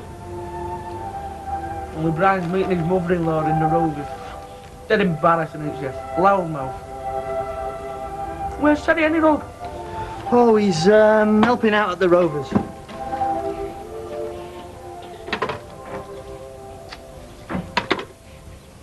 What was that, Ada? Just checking the line. Oh, God. He fancies that Gloria, doesn't he? Oh, he doesn't, does he? Of course he does, don't you? No, she's common. That's what you want, isn't it? Kevin, I'm surprised at you. I mean, what about Michelle? You're still caught in her, aren't you? Yeah, well, she's for the best, though, isn't she? I mean, you've got to develop your other interest. Stops you getting obsessed. Like it'll end up with you and that Susan Barlow. She's gone away, if you must know. And anyway, even if I am the obsessive type, I wouldn't let me feelings for the girl get in the way of business. Not like Terry, flipping duffer. I mean, look at this stuff. Terry reckons it's gonna make us rich, eh? Rusting junk, eh? I mean, look, bathroom scale, they don't go past 10 stone. I'll probably still have them off you. And anyway, reckon these piles got the edge on yours.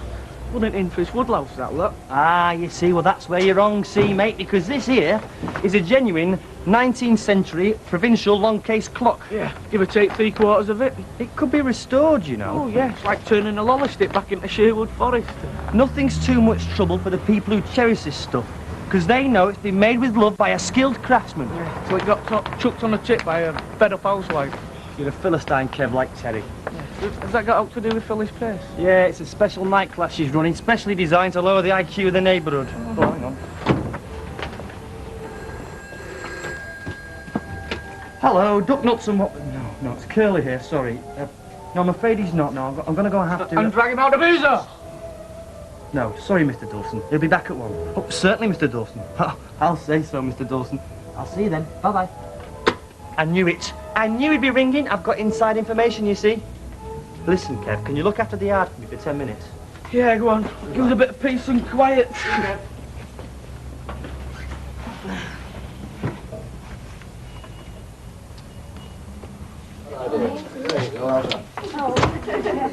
FBI. You men had to stop behind some balls in London. I sorted my mother out yesterday, Vera, and today I'm sorting Gail's mother out.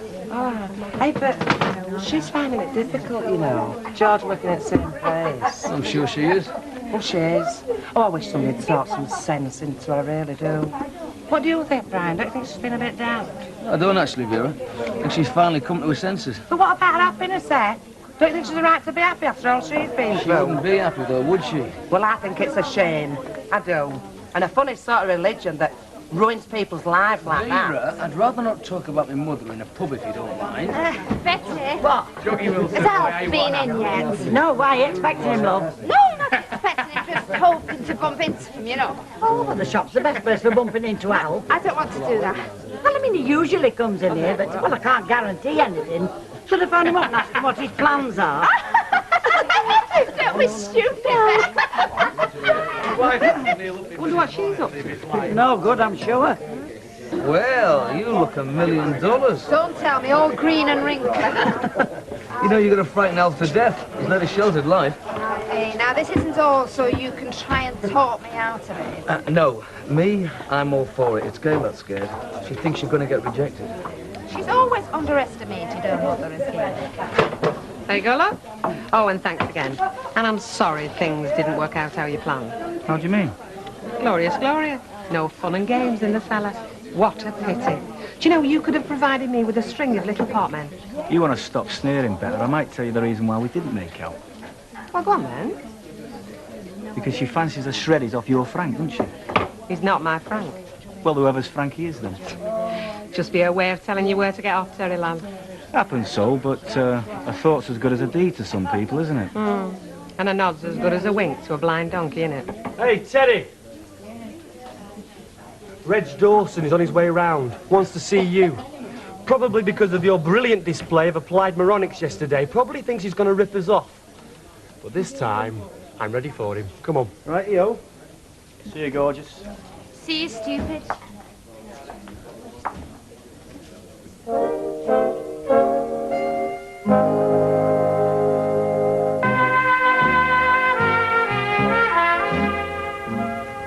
Well then. So what's this brilliant master plan of yours? Look, when he gets here, just act dumb, right? It shouldn't be difficult. Leave all the talking to me, because while you've been drooling, I've been reading, I have. No, have you? I'll thrill him for you. Well, listen, if you're not going to let me join in, I might as well get back to the Rovers, mate. No, Teddy, you've got to stay so he thinks I'm in charge. It'll unsettle him because he dealt mainly with you yesterday. He thinks he's going to pop in here and make a killing, but I've got inside information, and someone's coming, someone's coming. It's him. I'm in charge. Okay, agree. I'm stum. Afternoon, lads. Made pals, have you? Yeah. Indeed we have, Mr. Dawson. And you'll be glad to know that Terry here has decided to leave all the financial transactioning to me. Now, we're very pleased that you seem fit to come round and see us I've again. been thinking about this old clock. Ah, yes, the old clock. Well, you wouldn't know it, but this is a mid-19th century provincial long-case clock. Much the worse for wear, of course, but I think I could restore it quite nicely, so I'm prepared to give you £40 for it. 40 quid? Shut up, Terry. I'm very sorry, Mr. Dawson, but you've misread your Miller, Mr. Dawson. Miller? Miller's Antique Price Guide. The professional handbook for 1982, to be precise. Am I right in divining that you spent the greater part of yesterday evening with your nose in the aforesaid catalogue? You ought to go on the stage, lad. You read it up in the reference library, didn't you? So did I. And I'm very chatty with the assistant librarian, and she told me that someone else had shown a great deal of interest in a section on clocks, and she described you. Now, as you quite rightly point out, this is indeed a genuine mid-19th century provincial long-case clock, with 8-day aperture, striking movement, moon phases, and day aperture. But what you have failed to notice is engraved upon the intricate embellishment of the brass plate is the dial has been signed S. Collier of Eccles. You're right. Therefore, according to the trusty Miller again, I couldn't realistically let it go for, say, less than £200. £200? 200, nigger? You know as well as I do, Mr. Dawson, that when it's restored, it'll have a retail value well in excess of £350. Hang on, Curly, why don't we do it up and sell it ourselves? Because, Terence, who's going to give us 350 quid plus for anything? He's got all the contacts, hasn't he? So, Mr. Dawson, you lucky, lucky man, for £200 it's yours. What do you say? Oh, I'm impressed. Well, I'd be depressed if I were you. No, I admit I was going for a quick rip-off, but I'm always more interested in an ongoing business relationship. Right, lad. Bright lad. £200 it is, then. Cash. You are a bright lad, aren't you? All right, then. I'll be back this afternoon. In the van. There you go. 50-50. You made £100 by keeping your gob shut. Yeah, but hang on, Curly. We're not going to pull a stunt like that every day, are we? It's muscles that's going to keep us ticking over, mate. I've got them and all, me. Come on, then. Prove it. 50 press-ups now. You know. 1, 2. I mean, you've done your shop out lovely, haven't you, for the convenience of your customers? You sit on all sorts of committees for the benefit of youngsters and old So, people. would you say, in your considered opinion, Mavis, that I could be considered a meanie? No, far from it. So I can take it, can I, that just because I'm not buying new furniture because I'm redecorating, that's a sensible decision, and it doesn't mean that I'm a meanie? Not buying new furniture. Well, what's the point when I've got perfectly adequate stuff upstairs? I think if you are decorating... Yeah, decorating's one thing, love, I But mean- then you ought to refurnish, really. Hey? Well, I mean, you can't put lovely walls around a jumble sale, can you? You just can't find an ally, can you? I do think that would be a bit mean, really, Al. Would it? Don't you think, Deirdre? I mean, especially when you're prone to gloom. Prone to gloom? Mean? Ah, heck, I wonder anybody bothers with me. Hold the fort, Deirdre. I'm going around for a pint. In fact, I might even have a whiskey. I'll chance it. Prone to gloom. Did I say the wrong thing? No, love. Did you eckers like? Ah, Audrey, just the very first. Oh, really? You weren't off anywhere, were you? I was just popping up to your shop, actually. No, I can join you if you want me to. I would, as a matter of fact. What I wanted to say was, I've reconsidered my plans, and you know that wallpaper you liked, and I thought it was a bit... Well, I think if I'm doing the job right, I might as well do it properly, and, you know, hang the expense. Hey, I tell you what, I'm having a bit of a meal. Do you want to come in for some... you would like a drink? Yes! Would you like Vodka and tonic, please. Oh. Vodka and tonic and a pint of bitter, please. Okay, love. No, what I'm trying to say is, I've decided to go the whole hog, you see, and refurbish the lot, because I'm sick to death of folk telling me I'm mean. You're not mean, Well, I Al. know that. Is this vodka single or double, Al? A single. I want new curtains and new cushions and maybe even a new bed. Oh, you want me to test it out for you? That's what you're leading up to, isn't it, eh? Well, I'd like another opinion, like, I mean, you know, I want everything to blend in. You need a woman's touch, Al. Yeah, well, I dare say you can put me right there, eh? Oh, I think I can, yes. Well, here's to us then. A team. Eh? Oh, yeah, right. Tallow. Yeah. Come on, let's go and sit down. Johnny had all that trouble with that Andrea Clayton woman, didn't he? Well, wherever he got, he deserved it. Anyway, I stopped him in his tracks. I told him he couldn't hold a candle to you. Really? Well, you're a real man, aren't you? You know, sophisticated, in control. Your dinner's on table, Frank. No, it won't be for much longer if someone starts rocking the boat, will Getting on with Gloria, are it? we? Oh, she's getting on with me like a house on fire. Yes, you look very intimate. Talking about Terry Duckworth. I think she fancies him. Better be him, she fancies. Yes, Hilda. Lights out, please, Pat. Oh, you'd think it was the meds in season, wouldn't you? I beg your pardon? Well, look over there. Oh, my God. We'll be doing another rescue job over there in a while, I shouldn't wonder. Yeah. Then there's your Frank and Gloria. Now, Hilda, don't start putting ideas in my head. Are you sure you're all right, though, kid? I mean, really, you look right pale. Well, it's getting difficult to handle, Vera. I mean, not only does George work there, but the rest of you are watching us like hawks. Yeah, but we're all concerned about you, kid, aren't we? I mean, we want everything to turn out right. Anyway, we're all firmly agreed we're going to keep his noses right out of it. It's your business, yours and George's affair, and that's that. Well, good, but think on. I mean, I had to go down and see him about to deliver it, didn't I? You know, because Baldwin's away. Oh, kid, I know. How do you know? Well, I assume that's where you'd be and where you look when you come back. What an ordeal it was, Vera.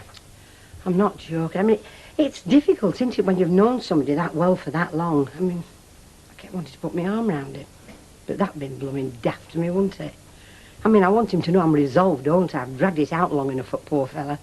I don't want him thinking I'm confused, do I? I don't know. Oh, he was so cold, Vera. I mean, I spoke to him, he spoke to me. Well, like we'd never known each other. Yeah, but it's hurt, isn't it? It doesn't matter how much you go on about God and whatnot. I mean, he thinks you've gone off him. That's men, you see. It's their egos. They don't mind finishing so long as it's their idea. Well, as long as he knows it is finished. I mean, I don't want him thinking that I were hoping for a, Oh, you no, know... kid, no, I couldn't have done that. No, you were dead matter of fact, kid. You what? Were you listening or something? Yeah. What? You were? Yeah, but it weren't because I was worried about you. Yeah, I sneaked out backstage and I got hid behind bales, you know. Oh, and this is you keeping your nose firmly out of my business, is it, Vera? Yeah, but I won't tell anybody. Only Ida. I've already told Ida. Ida? Yeah, and Shirley. You know, your best mates. Oh, and Clara Tatsil from packing. That's all. Oh. That bloke's give you 200 quid for anything in that yard. He wants his head examining. I'd keep him on track. Oh, we will, don't you worry. Give over, Curly. We want to bypass him and go to the antique shops direct. Cut out the middleman. I wondered why you've been so quiet. You've been thinking, haven't you? Patronising prannock. Well, come on, then how are we going to swing it? We get in the van, don't we, first thing in the morning. We go round the antique shops and we find our gear. And we introduce ourselves and tell them how much Dawson paid us. Damn sight less, right? Then we suggest that they pay us a weekly visit. Get this man a pint. You get him a pint money, Bags. And while you're at it, get me one. I will. What a team, eh, Teddy? What a team. What a team, Time to get lads. Yes, please, love. Right. There you are. Nice cup of tea for you. Do you know what, Vera? I think it's just beginning to hit me. Just feeling so lonely. Hey, come on now, drink up. It's just where you were, love, George, this afternoon. I mean, we were cold.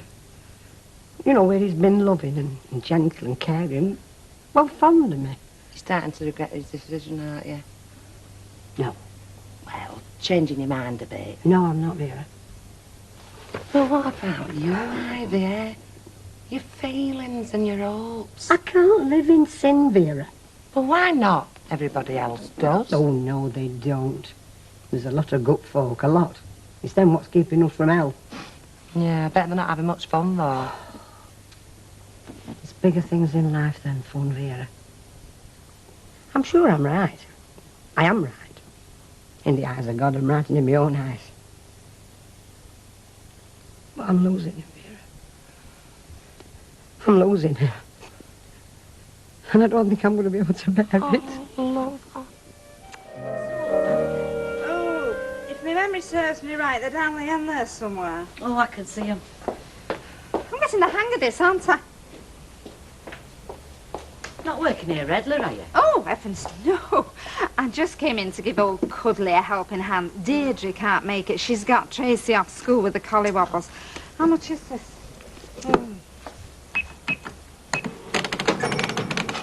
They're worry kids, aren't they? Oh, aren't they? Mine are in the 20s and I still fret about them. They're all the same. Mr. Roberts not in? He's upstairs. He's decided to do his own decorating, so he thought he'd make a start. I'm supposed to go up there and help him when I finished here. Doing some stripping for him, are you?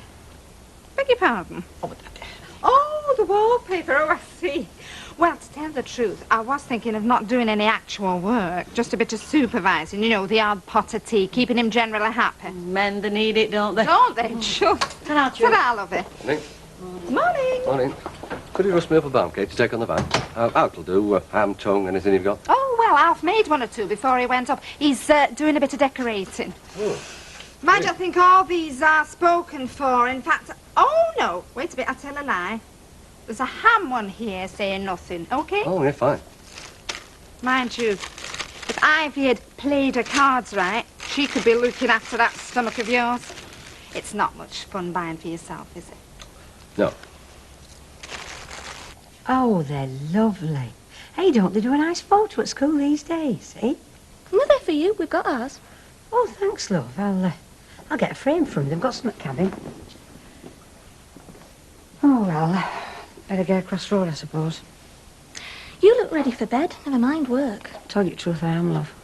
I don't think I had above half an hour all last night. And I might as well have slept right through for all good thinking, didn't I? About George? Gail, I'm not a misery, am I? Not my nature. Far from it. I'm in danger of becoming one, love, aren't I? You see, I know my trouble. I've always believed what I've been told about church and that, you know, because, well, it's been easy to believe. It's helped me through hard times. You know, like when Bert died. I don't know what I'd done without my beliefs when Dirt died. I don't, honest.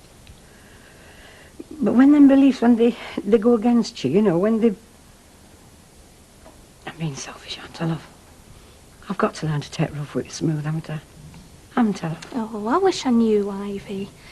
I don't know much about religion. I wish I did, so as I could help you. But I wouldn't have thought any religion would want them who believed in it to be unhappy.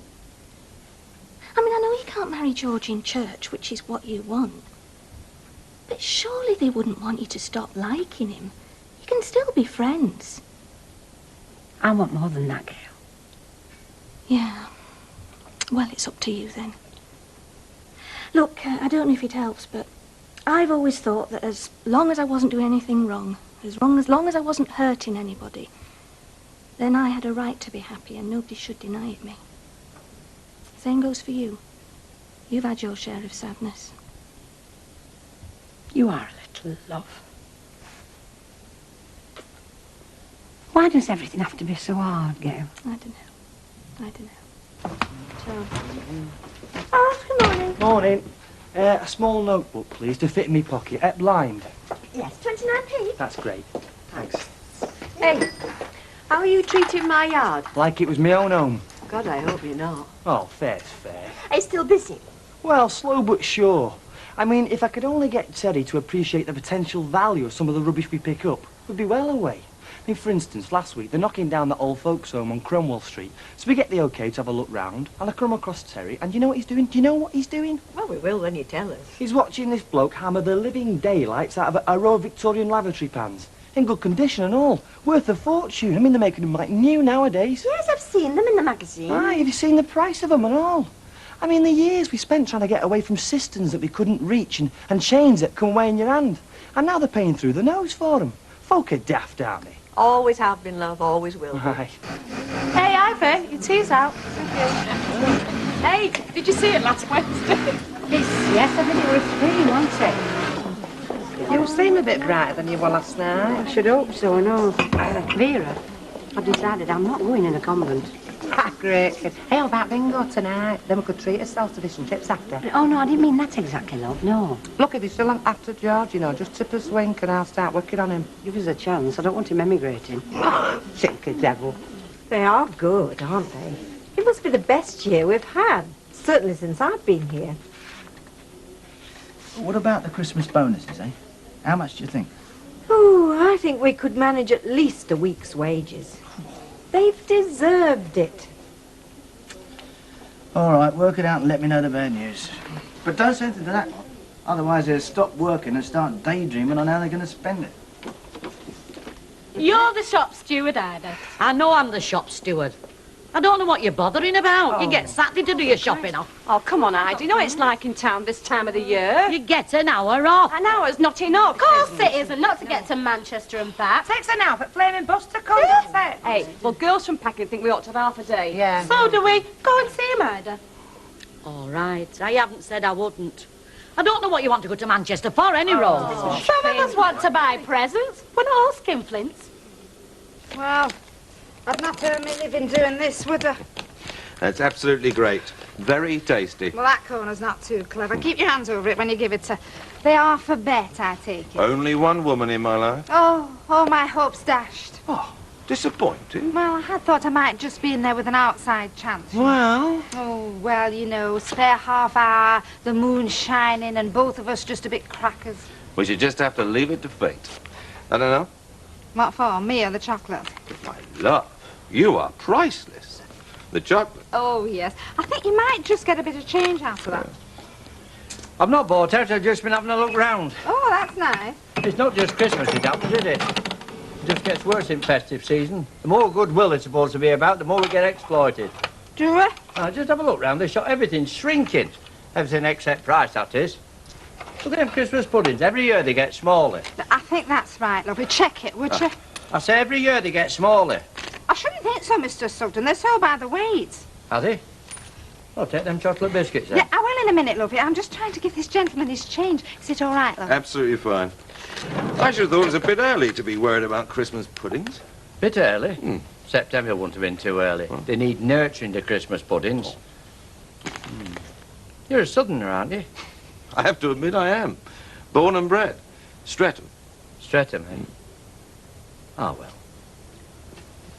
I wouldn't let it worry you, love. I mean, it's not your fault you weren't born up here.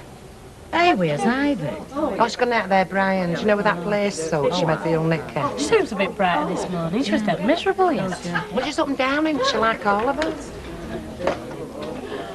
Good morning. Do you ever work? Do you know what time I shut my bar this morning? 2:45. And so what did I do? Sleep for the rest of the day? No. I had an hour or two off and decided to spend it with my dear lady. Because that bar is going to be murder again. I've got the same crowd staying till tomorrow. I see. No sign of you tonight, then. Gloria, would you like a box of chocolates? And I don't think she deserves it. Yes, I do. Go on through, fix yourself a drink. I'll make you something to eat when we slacken off a bit. Now, that sounds better. Oh, excuse me. Why am I knocking myself out if he's here? Now, Curly, he was working until 3 o'clock this morning. Well, so he says. Betty. And you were knocking yourself out because you happen to be a very good friend of ours. And you're lovely with it, isn't he? Isn't he lovely with it? You're wasting your time there, Chuck. His heart belongs to another. If I hear another word about Susan Barlow... Who's talking about Susan Barlow? I'm talking about Bill Haley's comet. Spends his life in outer space, this one, you know. Can I come? And it's Ali's comet. Have you seen it yet? No. Well, someone has. It was in the paper a couple of months ago. There's been a few reported sightings by amateurs, yeah, but don't worry, I'll get it one night. Lend him a hand, Gloria. Give him a pint of rocket fuel. What sort of rocket fuel do you want, Curly? Usual? Yeah, I'll have it in a snug. Oh, he's a nice lad. You shouldn't make fun of him. You know me, Hilda. I only make fun out of them I like. I make mincemeat out of the rest of them. I can vouch for that. Now, what time I wasn't here? See you. See you, love. Right, you lot, keep your wits about you. If Morris Levy turns up trumps, it's back to the grindstone with a vengeance. Oh, it's never out, Al. Does he always drink doubles? Doubles? You should see him at home. More like quadrupeds. Quadrupeds, eh? Finishes up on all fours. Now, I never said that. You just watch what you're saying. I'm sorry, Hilda. I must have misunderstood you. Yes, you must. You want to choose your words more careful in future. I will, Hilda. I'm sorry. I couldn't do without her. Not for a minute. Talking about me again? Near enough, Hilda Ogden. Oh, isn't she rotten, eh? She is.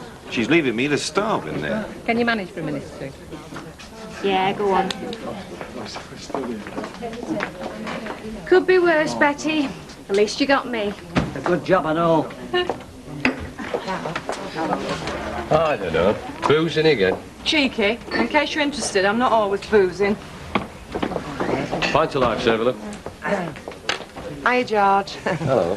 I've been meaning to have a word, only, well, I was talking to Ivy earlier on, and, well, I think if you play your cards right, you know, you and her could get that together again. Because she's upset how things worked out, you know. I thought a lot about Ivy, Vera. As well you know. I still do. Well, ask her out. Things would be different. It wouldn't work, not after what happened. Of course it would. It wouldn't work, Vera. It wouldn't work. Well, think about it, eh? I have thought about it. I've thought about naught else. And I'm telling you, it wouldn't work. Yeah, well...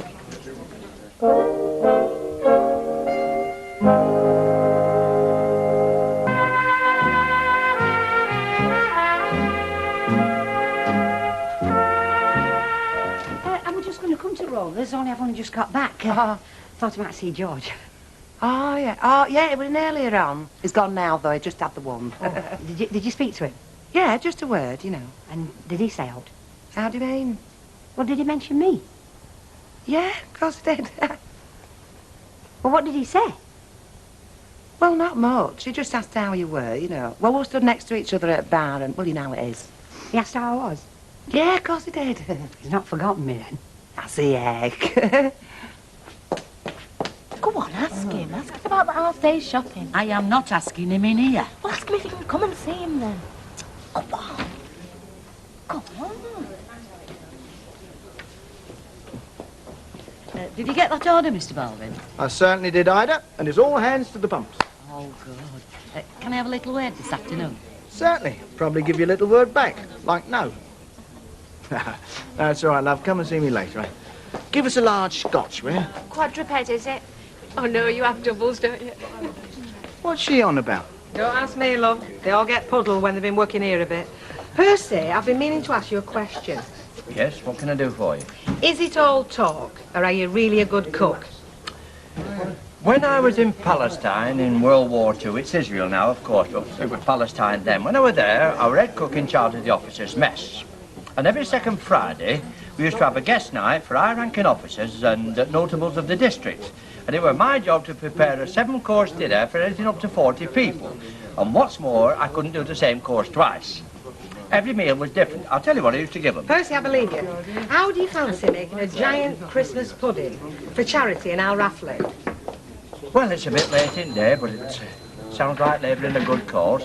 Yes, go on, I'll oblige you. Can you really make a Christmas pudding? Can you run a factory full of daft women? Just about. Well, I can just about make a Christmas pudding then. What shall I do? Buy the ingredients and charge them to you? Yeah, have a word with... get my file from that, I'll have a word with him. I see. Oh, Emily, how do you fancy organising a raffle for a giant Christmas pudding? For charity, for the hospital sake? Oh, yes, certainly. Do you want me to make the pudding? No, that's already in good hands. And on this rare occasion, even better hands than your own. Percy's making it. As if you hadn't guessed. Oh. Never asked me to make a pudding. I could knock spots off him. Oh, make me one, love. Oh, hello. Taken over, have you? No, I've just been interested, you know, looking on at the place for a minute or two. Oh, up there with him, is she, Madame Lazonga? That potter woman, you mean? Oh, aye. Oh, she's taking Councillor Roberts a cup of tea up. Goodbye, she's keen. Do you know I was in first thing and she was here then? Oh, well, Mrs. Barlow's off, isn't she? So she's watching on. Oh, that's what they call it nowadays, is it? You're not insinuating, are you? I'm insinuating nought. I'm just saying she's a bit too keen for her own good. Anybody with 2 eyes can see she's chasing him. Oh, it's been going on a long time, that hasn't it, Mrs. Ogden, eh? Anthony and Cleopatra, Samson and Delilah. And there's somebody else I can mention and all. Oh, aye, but this one's shameless with it. You don't have to be shameless. I bet you've spotted a thing or two from over the road. Well, if I have, I keep them to myself, unless they're against the law. Now, the thing you're talking about isn't illegal, although I think some of it should be. Oh, you're back. Oh, I'm sorry. I just got talking, you know how you do. Well, you'd know, wouldn't you, Hilda? No more than most. Morning. Now, Mr. Sugden, come on, what was it you wanted? There's a list of ingredients. Miss Lynch will see Councillor Roberts about them. Right. By heck, you've got some exotic items on here, haven't you? Yes, I think I might have to go somewhere else for some of them. But I'm warning you, I shall need every one. Because I've just been specially commissioned to produce a high-quality Christmas pudding for a raffle at the Rovers. And naturally, I want the best of ingredients as befits my reputation. Oh, stop it. You make me heart go a-flutter. When do you want all these by? Not now, I hope. Well, tomorrow at the latest, morning preferably. Might be difficult if Deirdre's still off. Still, I'll do my best. Well, I couldn't ask more than that. As long as you remember, time is of the essence. Of course.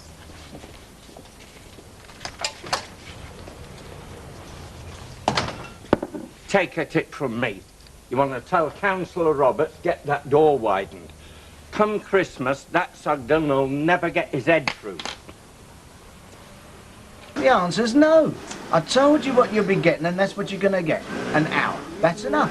Not to get to Manchester, it's not. Well, what do they want to go to Manchester for? Well, no, that's what I said. And that's what I'm saying. You told them to support local industry. That's Weatherfield, not Manchester. Well, go on, I've said no, and that's it.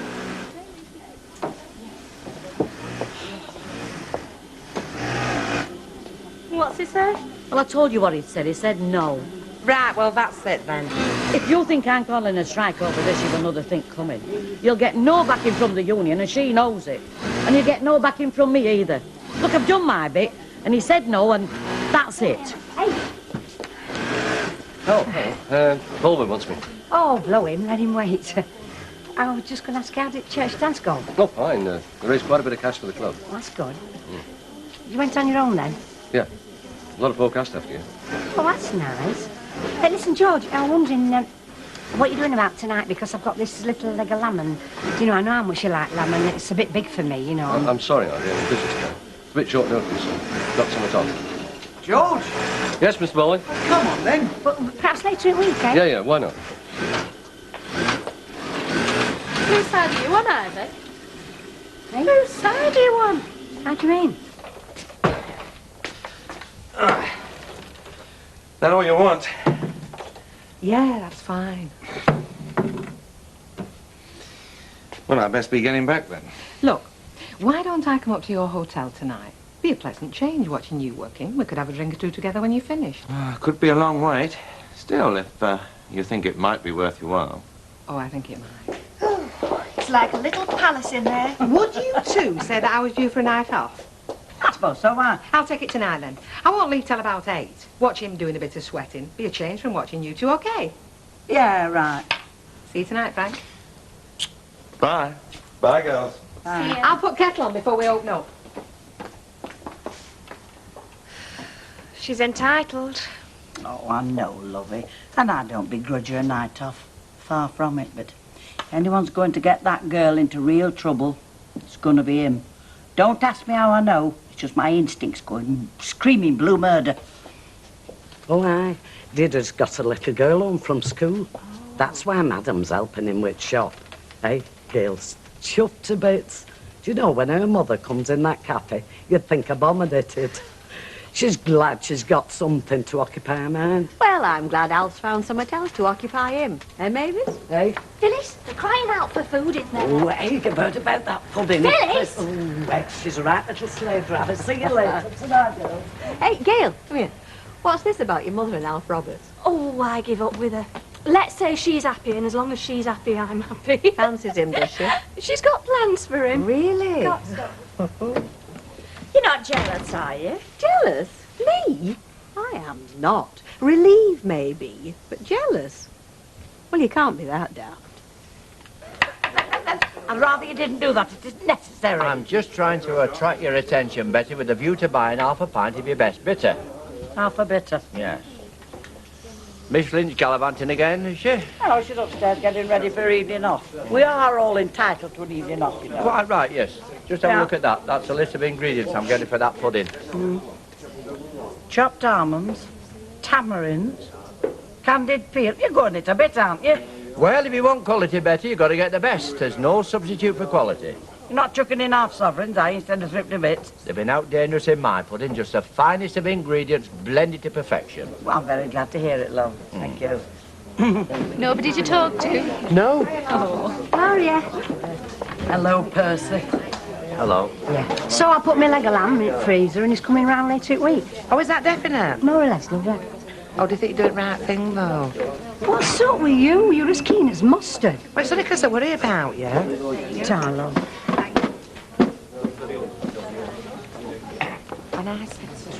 Who asked you to sit down? I don't need asking. This is a public house for public, and I'm one of them. Are you? Did the rest of the public know that? Oh, will you stop it, you two? Arguing like a couple of lovesick lads. Who's lovesick? Well, you know what I mean. Hey, what about this Christmas pudding I hear you're making? I made plenty in my time. Ooh. Hey, it's for charity. I'll have to get me some raffle tickets. You'll do well to and all, because I'll tell you this. You've never tasted anything like it. Oh, I believe you, love. Aye, and me and all. Look, if you've got something to say it over at bar. 2 halves of best bitter and a bottle of light ale for the lady. Ooh, you are masterful. You've got to be with this sort. Hey, there is something took with you, isn't there? There's not wrong with your Jack, is there? No, no pressure, no road. Look, are you coming or what?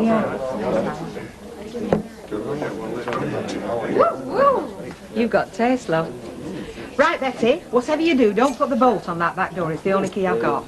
Don't work too hard. Cheer up, Betty.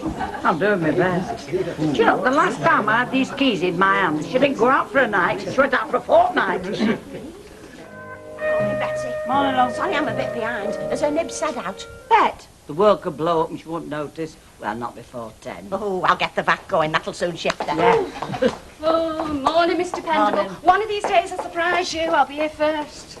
Well, you know me, lovey, the original doormat. Oh. Rover's return. Muggin speaking. Oh, Mr. Newton. Yes, this is Mrs. Turpin speaking. Yes, of course you can. Would you hold on a minute? Would you like to nip upstairs and tell Sleeping Beauty that the Lord and Master's on the phone? Hey. Is she up, that ladyship? Up, dirty stop out. She's not even in. She must be. Well, go and have a look for yourself. Bedroom door's open. Whatever am I going to say? Tell him she's out shopping. Shopping? She could be in Bermuda. Well, tell him she's out shopping in Bermuda then. For shorts. Listen, it's all right, you laugh, but you're with that Frank, and Lord knows what capers they'll have her on. I'm sorry to have kept you waiting, Mr. Newton, but, well, it appears that Miss Lynch isn't available at the moment. No, well, we think she's gone shopping.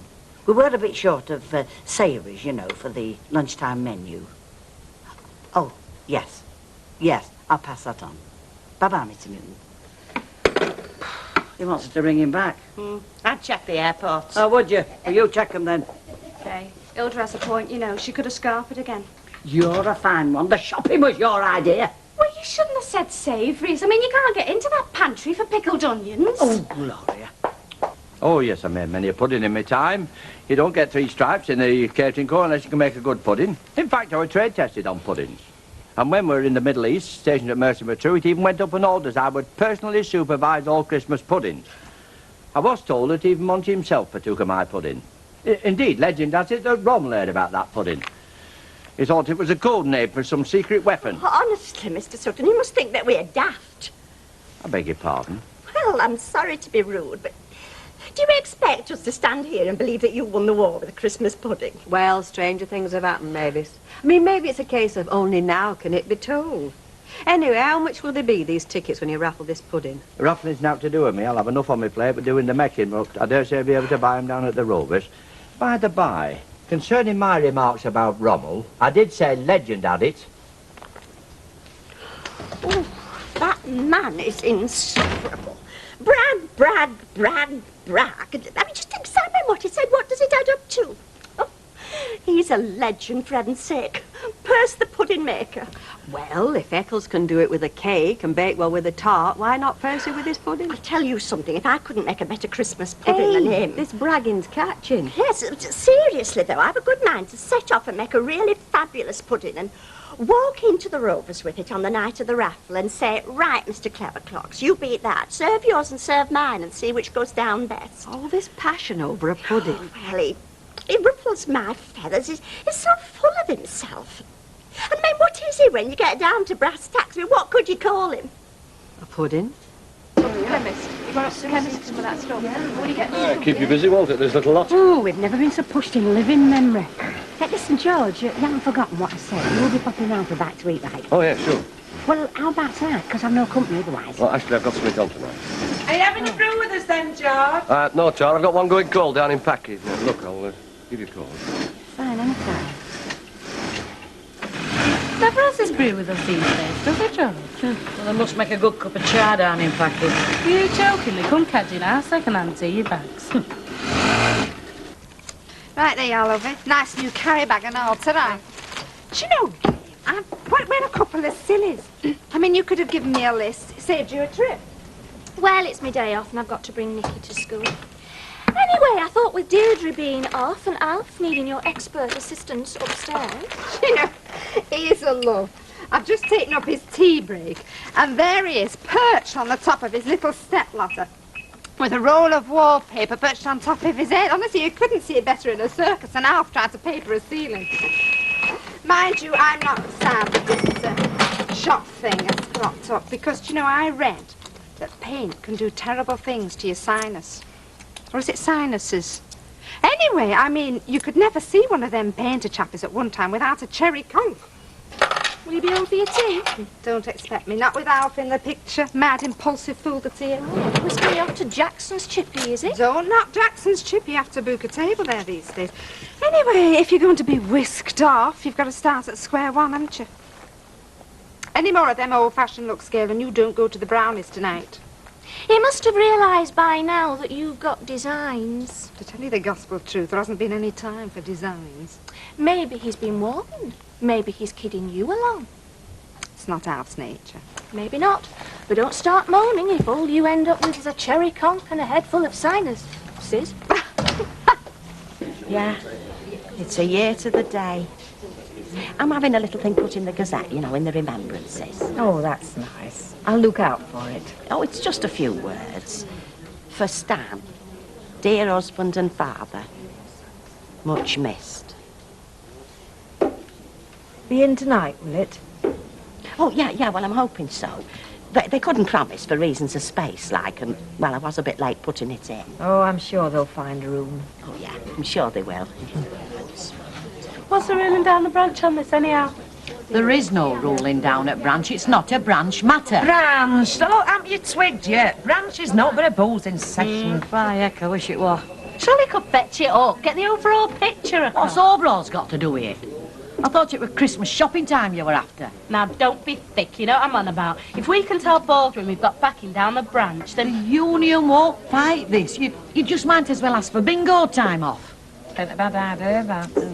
Any last requests? Hey? Oh, neck on the block time, you mean? Look, it's all right, you laughing. If Bet has done a bunk, you know, there'll be a clean sweep here. No danger. They'll have us all down the road. Oh, I hope she's back. What? Frank's in tow and all. Hello there, my treasures. Trade's booming, I see. Well, we're certainly earning our corn. I know what you thought. You thought I'd done a runner, didn't you? I'd have put money on it. Well, to be honest, I was tempted. Ideas about weekends in London were floating around, but I said, no, Frank, as captain, I am needed back there on that bridge. Good job you did, for all our sakes. George Newton's been after you. In person? No, it rang. See? What did I tell you? We could have done that flyer and no panic, thanks to your loyal and blessed staff. Oh, listen, George Newton rang. So, you gave him the chat up, didn't you, girl? Well, Betty did. She was terrific. Told him a ride tale. So that's him flannelled with then, isn't it? Good karma, my flower. You know, we could still do it. The car's just outside. Oh, maybe next time. Thanks, kid. I mean, I weren't rushing back because I thought you might shot me like. You know what, Princess? That breakfast really set me up. I'm right in the mood now for a game of Scrabble or something. Well, it does make a change from Ludo, doesn't it?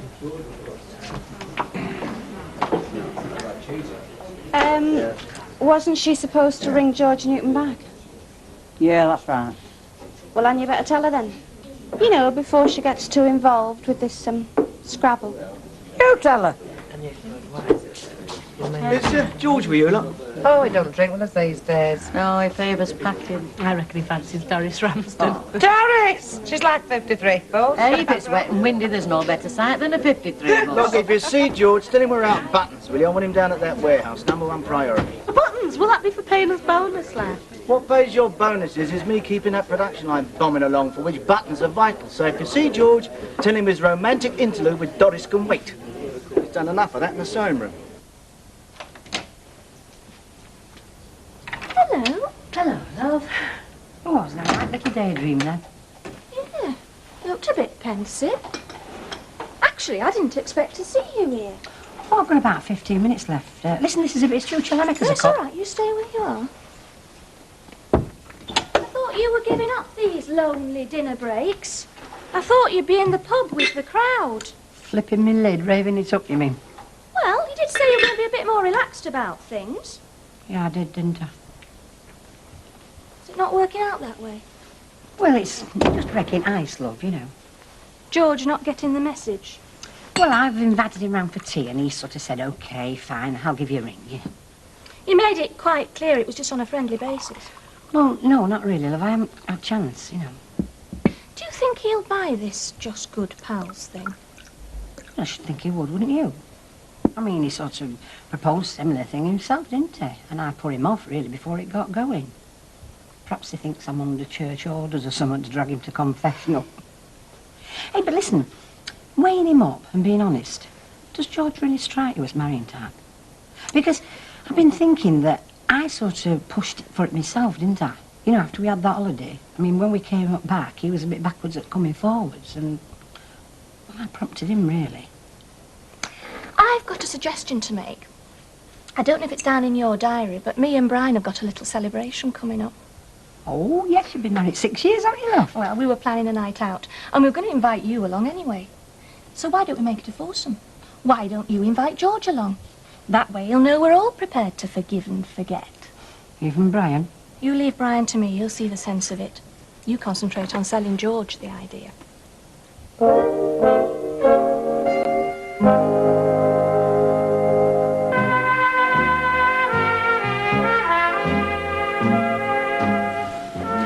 Those buttons, Mr. Baldwin. Hang on a minute, yeah?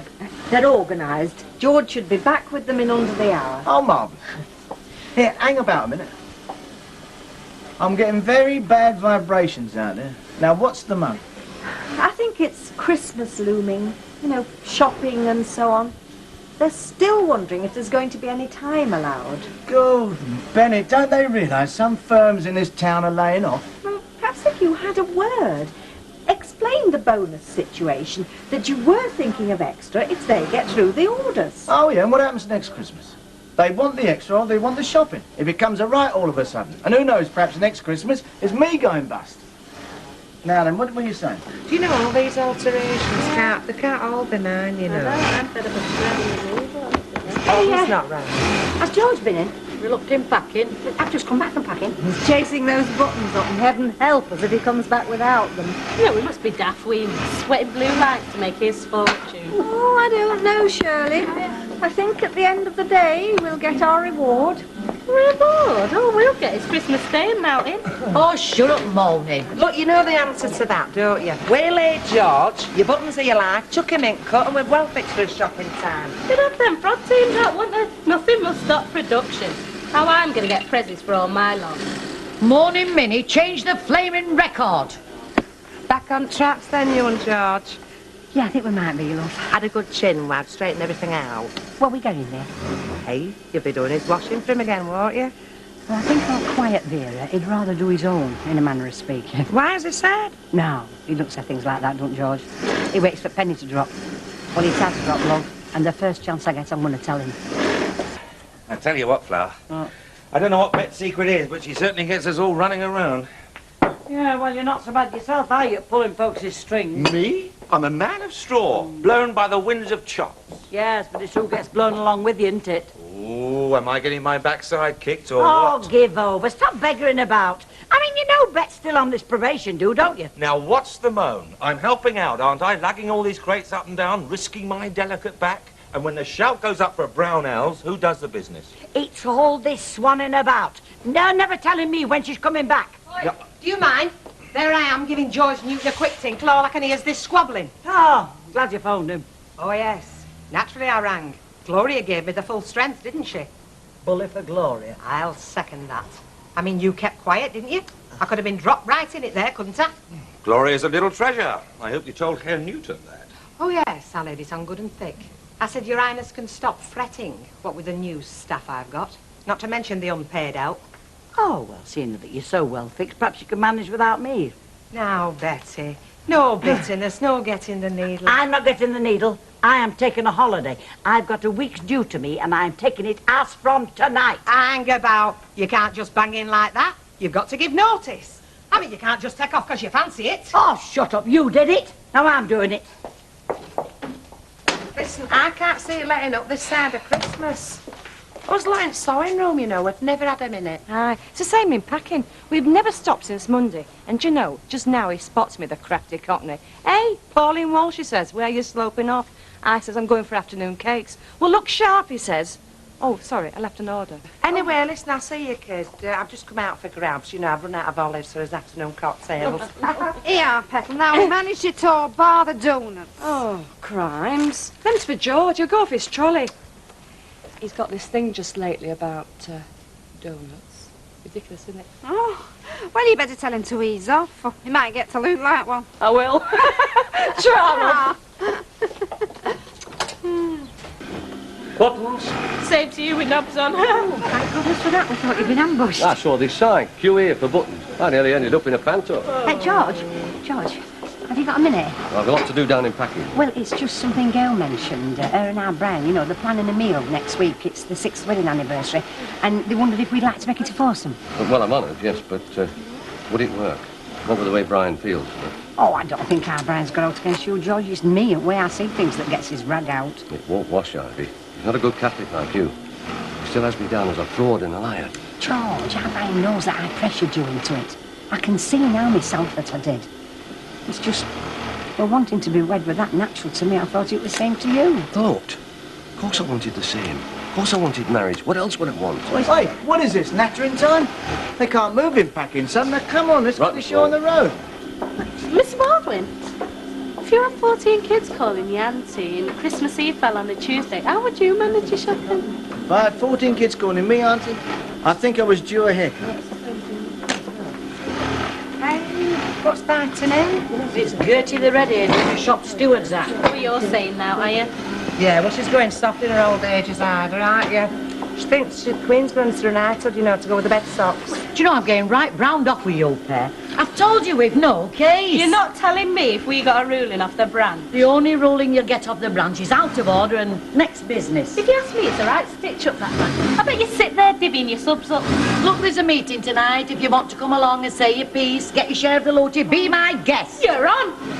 How about you, eh, for the two rabble-rouser? Me, go to a branch meeting. I'd rather watch paint dry. Hey, you know, when I nipped out at corner shop, I bumped into that Pauline Walsh.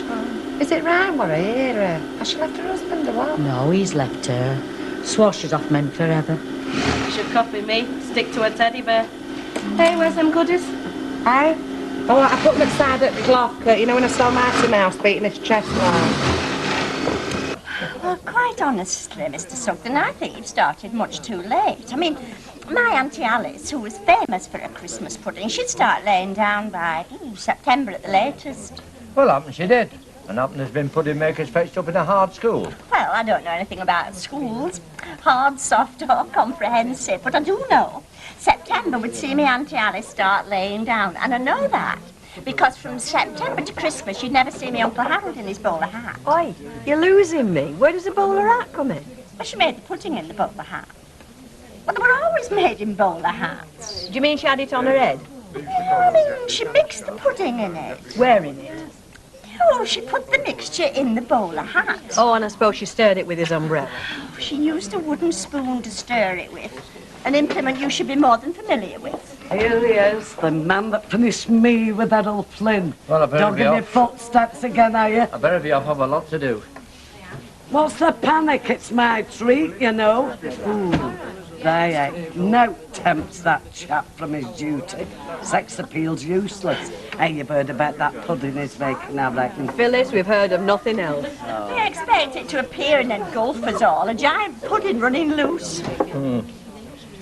I think he's using that pudding. He's using that pudding to pull the birds. I beg your pardon. You here again? Have Legion took you out again? I come here to buy you a drink. Oh. Yeah, falling for that pudding piffle. You had him right, miss. What sort of Christmas pudding can you make in a fortnight? It's all the blind. Listen, monkey, he made puddings in the war, in the blackout, under fire. You can't muck about when it was on, you know. It's all the blind, and I'll tell you straight. Any bird that tells me she's been round to see his pudding, that bird, in my eyes, is a ruined woman. Look, are you buy me drink? Well, buy me one. Forget the sermon. Love will find its own mad, passionate cause. I'll be in snug. Yeah. Light ale for Mrs. Pierce. Yeah, he must hypnotise the birds. I mean, he was at catering course. We're Russell Flynn at catering course. Mr. Tiddle, I don't think that you need worry. I'm sure this pudding's going to turn out to be the greatest disaster since the Doodlebug. That tells me you're not in next week. Yeah, that's right. She's seething, you know. I do good. Hey, I've just had a surprise. You know the lanky one, Curly?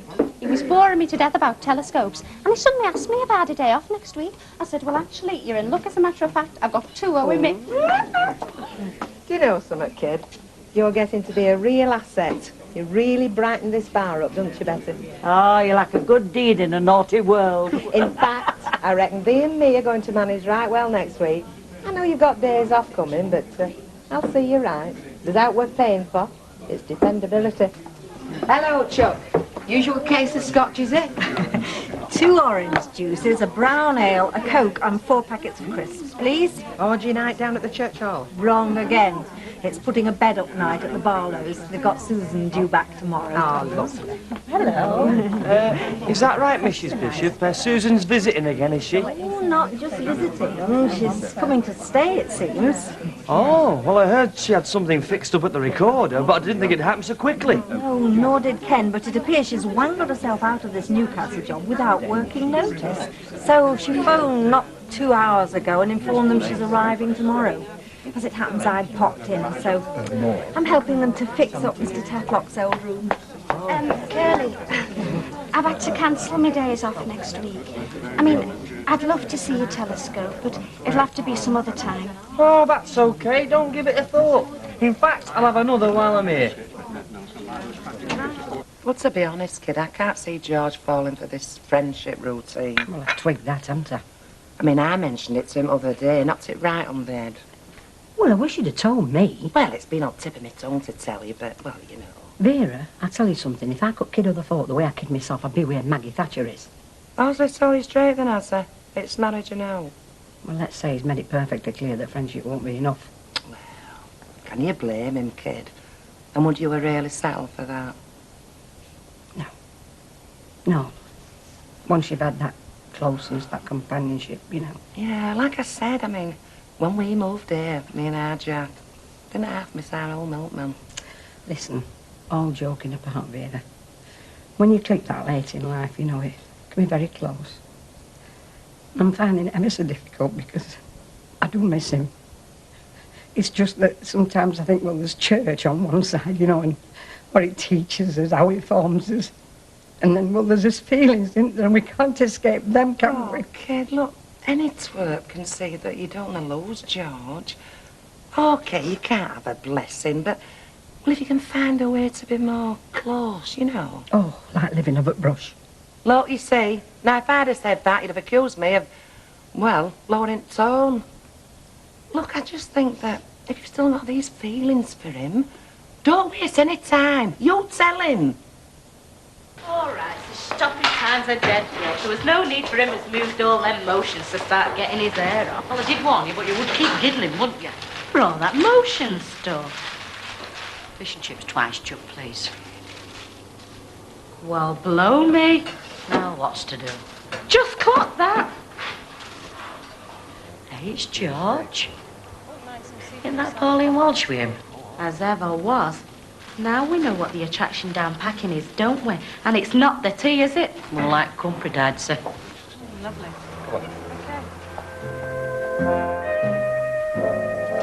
Not exactly the Ritz in there. I'm sure Susan won't mind. Yeah, well, it looks a bit bare. Well, it's bound to till it's lived in. She has got all her own stuff to go in, you know. Yeah, probably right. Have to wait and see what she brings with her. By 6 o'clock tonight, probably look like a second-hand shop. If she's out like I was when I was her age, I can guarantee it. Is Susan's friend bringing her? Yeah, that's right. Tim, I think she said. Is she going to marry him? I've no idea. I hope she doesn't. I want to be my friend. Do you think she'll marry him? Oh, it's none of my business. And it's none of yours either, young lady. Now, come on, school. Oh, Mum, can't I stay at home? I want to be here when Susan gets back. Look, don't start all that again. No, you can't. Now, come on. You know, I still can't believe it. What, Susan, you mean? Yeah, it all happened so fast. I mean, I didn't tell her to pack up everything and get down here as if her coattails are on fire. You can huff and puff till the cows come home. You can't fool me. I reckon you're chuffed a little nimble. Right, here you are, kid. Cheese and chutney. Cheese and chutney, I had that yesterday, didn't I? Not for you, for him. I'll be back to see to you. Now, look, V, you have been a real trooper, the way you've looked after me since I did this, and you've never complained once. But I reckon I've put you to far too much trouble already. Are you sure he's feeling all right?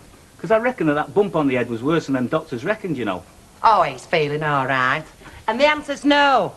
You're not going in that, Rovers, and that's an end to it. I'm not having you getting pied again and doing other ankling tather him up. Have you any idea what it's like being stuck in here all day, not with a four walls to gawp at? Well, a damn sight better than gawping at the hospital ceiling. Because that's where you'll end up, you know, if you don't go easy on that ankle. Look, stop moaning. Get used to the idea. You're stopping in till I tell you different. Right, I'll be seeing you. Don't do anything I wouldn't do. Hey, before you go. What is it? Can you do us a little favour? Can you drop that in at the bookies for me? Look, I thought you said that you were skint. Well, it's the last couple of quid, innit? Yeah, and I know where your next couple of quid will be coming from. Muggins here. Look, is it my fault I fell off the flaming ladder? Is it my fault I can't work? And I don't suppose it's your fault you didn't stamp your card, is it? Yeah, well, I was going to, weren't I? Well, you didn't, did you? So until you get back on your feet, it's me and my mum that's carrying you, and we're not having you chucking away your money on a clapped-out old milk horse. It isn't a clapped-out old anything. It's a stone-cold cert, I promise. Oh, till 3 o'clock it is, yeah. Oh, Terry. Forget it, I'll see you. See you, mum. Yeah, see you all. I don't suppose you're going near any bookies, are you? Bookies? With money that's coming in this house? You are joking. Yeah, I'm joking. Yeah, I should think so and all. Do you know it'd be a pity if I screwed that neck round? You were doing so well and all. See ya.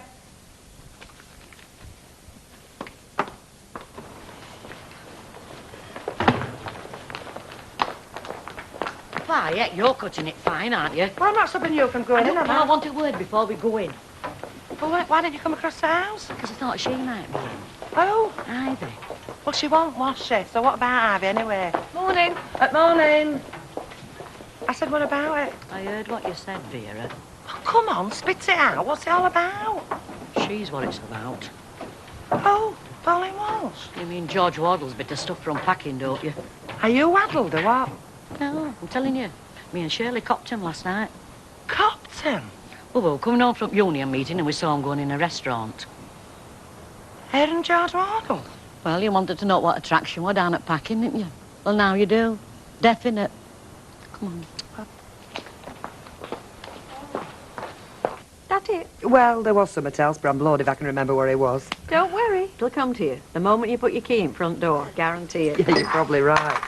Well, if there's out I can drop off on my way home, just give us a bell. I mean, you have enough on your plate at the moment with Susan coming home, haven't you? You can say that again. Well, a bit sudden, weren't it? Sudden? Whatever give you that idea? She gave us at least 48 hours notice. Hello. Hiya. Thank you. Bye, time to brew up and all. Some folk don't know the bone. I suppose your feet don't touch the ground between opening time and dinner. Dinner? What's that? Oh, still, you don't look as if you're doing so bad off it this morning. Well, this morning's a bit different, innit? I mean, it's not every day I inherit a daughter, is it? Ta-ra, love. See you, love. Hello. Hello, George. Paper, is it? Hi, and give us a cheap pen and all, will you? I keep losing mine. Oh, I know what you mean.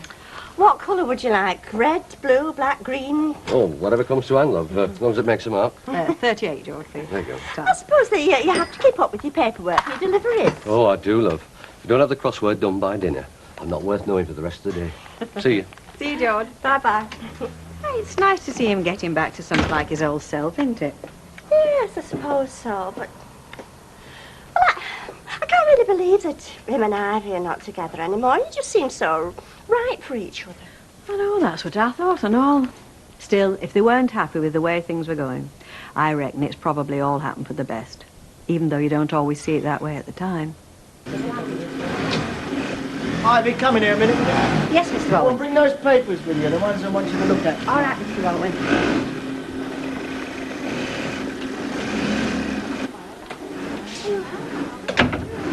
What's wrong with that lot out there? Wrong with them? I just thought how well they were working. Exactly. They've had their heads down ever since they got in. What's going on? No, that I know of. I suppose even that lot has to give the tonsils a rest sometimes. Oh, look, me and my big mouth. You've got to say something, Vera. Look, Vera, either she's still carrying a torch for George Wardle or she isn't. If she isn't, well, it won't matter to her, will it? But if she is, well, I reckon the sooner she knows, the better. Yeah, but that's the problem, isn't it? I know she is. I mean, last thing I want to do is go and make matters worse, isn't it? But she's got to know sooner or later. And far better it come from one of her mates than some gossip she can pick up from packing. Because they won't tie it up with a pink ribbon, you know. That's if there is something in it. Oh, Miss Vera, we've suspected something's been going on for days, haven't we? And now we're certain. So if you're the mate you reckon you are, you've no choice in the matter, have you? Let's sort it Just out, make sure, don't make her tell her then.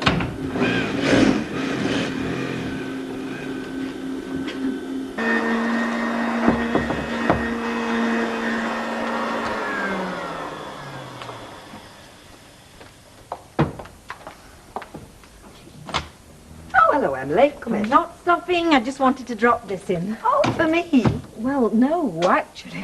I just thought it might help to brighten Susan's room up for her. What a nice thought. Go on through. I called in the shop, but Al said he'd given you a couple of hours off. Yeah, that's right. There are times when Audrey can be very useful. And enjoying every minute of it, though I'm not sure about Alf. Running him ragged, is she? You could say that. I can imagine.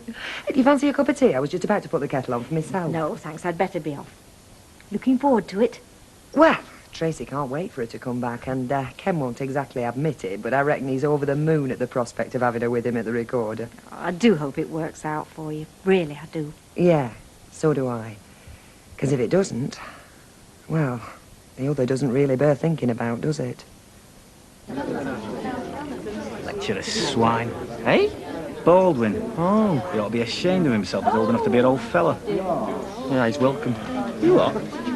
This may come as a surprise to you, Cherry, but some blokes prefer their women with a bit on top. Oh, she's not exactly short in that department, is she? I meant to be. You mean like Susan Barlow? Did I mention Susan Barlow? You didn't have to, mate. You went all broody the minute you heard her name mentioned. I happen to think she's a very nice girl. And I happened to get on very well with her last time she was here. Yeah, but that was before she had proper chance to get to know you, wasn't it? Well, this time she will have chance, won't she? Come on. Just the one, you said? For now, yeah. I wouldn't like to see you doing yourself in. Take more than a crate of mixers to see me in, my darling. I believe you. Here, what was that you were saying about tonight? Ah, yes, I'm sorry, but I owe this mate a favour, you see. And since he needs tonight off, and as we've got this late night do. You'll be stopping at the hotel? That's right. So it looks like we're going to have to skip tonight. Oh, I don't know, if Mohammed can't come to the mountain. I don't know. Well, if you don't fancy it. It is not that. Just remember what happened last time. I am doing. They do say you can have too much of a good thing, you know. Well, whoever said that was lying in his teeth. Oh, give us a couple of bottles of lights to take out, love. Take out, Vera. Something wrong with the company in here, then? No, it's hard, Jack. It's obvious I'm going to get no peace till he's had his ration. How's he going on? Not so bad, I suppose. Though at the moment, I don't know who's suffering most, me or him. See ya. See you, Mr. Baldwin. Vera? Hey, it's just the person I wanted to say. Me? Yeah, you. What game do you think you're playing at? I'm sorry, Vera, I'm not with you. Don't come being innocent with me, George Wardle. I've heard all about you and that Pauline Walsh. Well, what about her? Well, you've been going out with her, haven't you? And don't bother denying it, because you've been saying... Deny it? Why should I deny it? I've been out with her a couple of times. Couple of times? So last night was first, then? No, it wasn't. As I was about to say, I don't see what it's got to do with you. Oh, aye. And I don't suppose you think it's something to do with Ivan either? No, I don't. What, when all Thatcher's gossiping about it behind her back? I'm sorry, George, but I think it's a lot to do with Ivy. For starters, I think she's entitled to an explanation to how she stands. At least.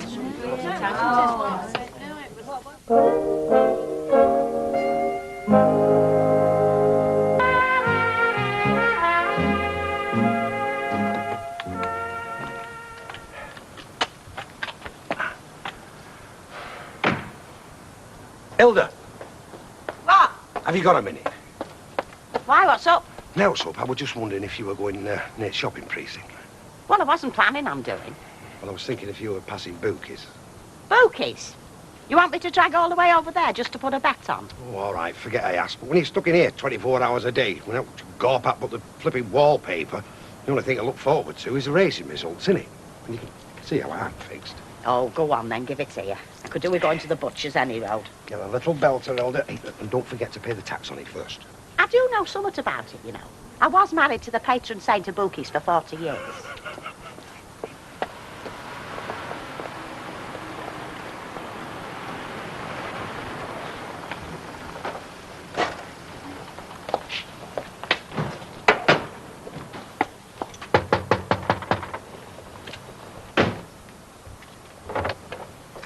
Susan, I wasn't expecting you for another hour yet.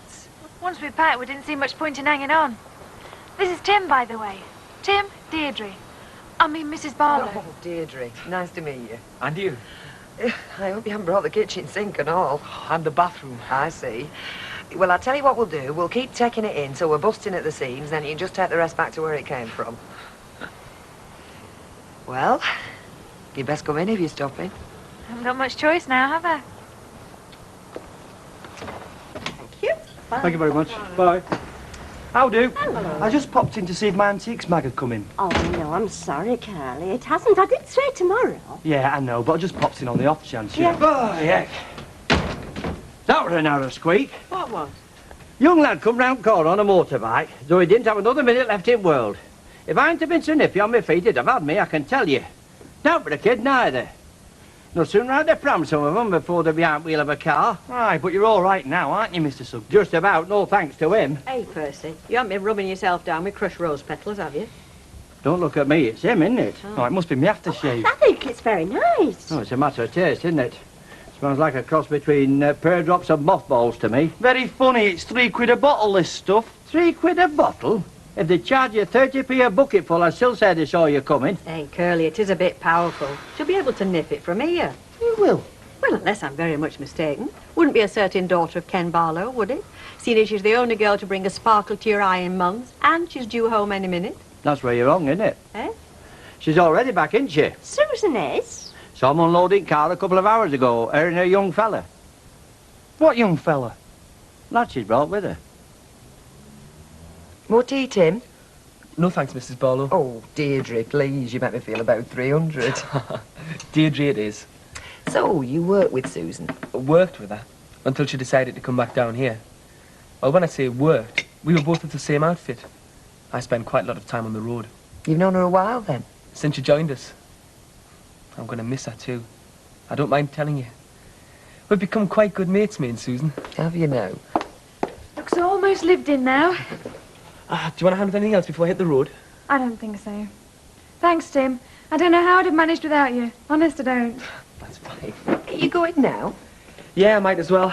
Got to make a start sometime. Oh, true, but if you go now, you're going to get stuck in all the traffic. Tell you what, why don't you stop and have a bit of tea with us? Oh, well, that's very good of you. Well, Tim really did want to get back, didn't you, Tim? I suppose another hour or so won't make any difference. Hey, thanks very much, Mrs. Barlow. You're welcome. You know, they're now but trouble from the minute they come into the world. Oh, what? Fellas. We won't get very far without them, though. We won't be here without them, would we? Looks like you was wrong about Georgie Porgy, don't it? I don't reckon he is going to show. Well, I miss waiting till later, eh? When it can be sure he ain't going to get a draft from all these flapping ears. Yeah, but why should he talk to Ivy? I mean, if he's going out with Pauline Walsh, he's going out with her, isn't he? I would have thought it was obvious where Ivy stood. Look, he only went out with her a couple of times. It's not as if it were a mad, torrid affair. And I just think, well, the way Ivy feels now, if her and George could just get together again and talk things out. Oh, no, Shirley's right. The best thing you can do is tell Ivy just what's going on. And that is that George Wardle's got himself another woman. Oh, aye, and what chance would there then of Ivy and George getting back together again? And what chance do you reckon they've got now? Eyes up. Yes, been the trouble. If I could have the paperwork by first thing tomorrow morning, it would be a big help. Yeah, well, I Ivy. said I'll see to it, so don't worry. All right, thanks, Ivy. Okay.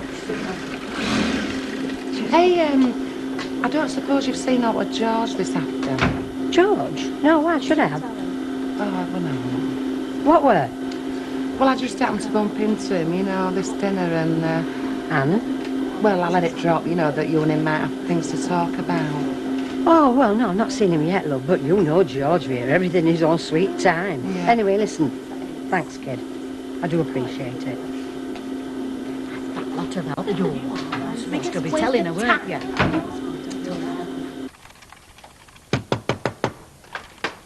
That you, V? It's me, innit? Hey, see if you can get that going for us, will you? What, that thing? It's not worked since I was in it for that. Anyway, what do you want the radio on for? Can't get pictures on it, you know. Very funny.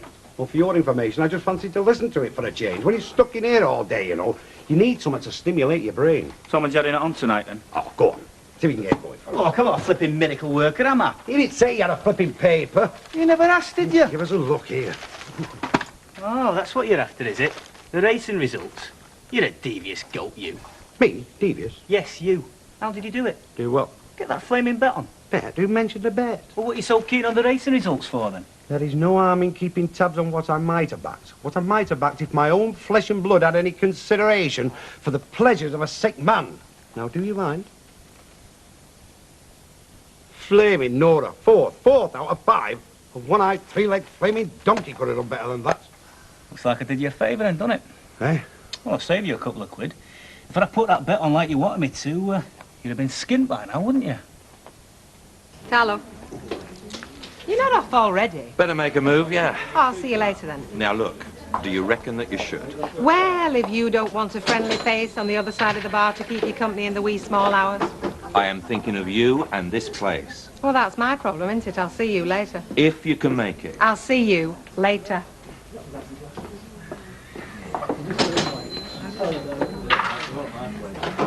Ah, heck, if Mrs. Walker could see what's going on under this roof, she'd be doing cartwheels. Well, what do you mean? Well, him and her. I don't know what you're talking about. Well, it's obvious they've not spent the afternoon shining the silver, isn't it? I mean, live and let live, I always say, but she has to make it so flipping obvious. Well, be very careful what I said if I was you, Hilda. Oh, I know what I'm saying, all right. He even keeps the house of a flipping tomcat and all. Gloria, you're here till the death tonight, aren't you? Yeah. You could do us a favour. Me? Lock up for us. There's a spare set of keys in the sideboard drawer. Way off. There's a bit of a do-on at Frank's place. I thought I'd slip off about 10:15. Should be all over by the shouting by then. It's all right by me. Do you want me in early in the morning to open up? Gloria, I'm surprised at you. You know, I'm not supposed to leave this place empty overnight. Like the other night, you mean? Just lock up for us, okay? Okay, if you say so. Ta, kid. I don't think I'd fancy being your own boss. Do with this? It's compensation. I'm sure it Now is. look. There's nothing like the security being under someone else's umbrella. Providing you don't wake up one day and find it's all collapsed in a heap. That's a chance I'm quite happy to take, particularly with this company. Is it that time already? Oh, I should be on my way. Been very nice meeting you, Mr. Barlow. And you, Tim. Perhaps we'll do it again one day. Tim's I hope going. so. Right. Are you going out? Yes, I am. I do have a long way to go. You haven't seen my room. Perhaps next time, eh? You are coming again, are you? Well, I'd like to. You took the hind legs of a donkey, young lady. Tim's got to be going now. Bye, Tim, and thanks ever so much for bringing her down. My pleasure. Bye. Bye-bye. Bye-bye. Bye. Bye. I hope she doesn't marry him. Well, I do. I wanted to stay here with us. Look, he's just a friend of Susan. You must be a very good friend to bring her all this way. It's got nothing to do with you. Now, let's just drop the subject, shall we? He seems like a nice young lad. Oh, he's all right. Trouble is, he can't be just a mate. He's got wedding bells ringing in his ears. And you haven't, I take it? Me? You're joking. I'm going to be far too busy for that, believe me. You're coming out, we finished the baking. What did I tell you? Come on, then. Right. I've got a feeling I'm going to find things quite a bit different round here from now on. I reckon we all are. I'm sorry, Mr. Palmer. I'm afraid I can't help you. You'll have to speak to Mr. Baldwin. Well, if you tried in the morning, first thing, say about 10 o'clock. Unless you'd like him to give you a ring. Okay, Mr. Palmer, I'll tell him. Bye. Oof. Crikey, Paul, you scared wits out of me. I'm sorry, Ivy. Did you want me, love? Yeah, I did. I've been hoping to have a word with you all day, but I never seemed to get the chance. Then when girl said you were working over. Well, what can I do for you, love? Well, it's not just for me, Ivy. It's for George and all. George Wardle? Yeah, he's getting right upset and all. Upset, love? What about? About all this gossip that's going on behind us backs. I'm sorry, Pauline, I'm not with you. What gossip? About George and me. You and George? Yeah, because we're going out together. I mean, I can't think why they should be. I mean, we're both free agents, aren't we?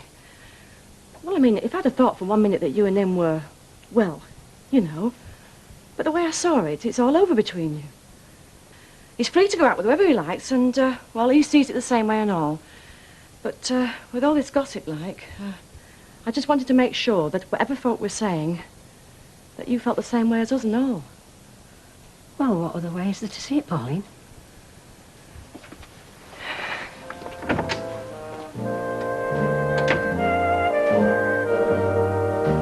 Tracy, come on, love. Your breakfast's on the table.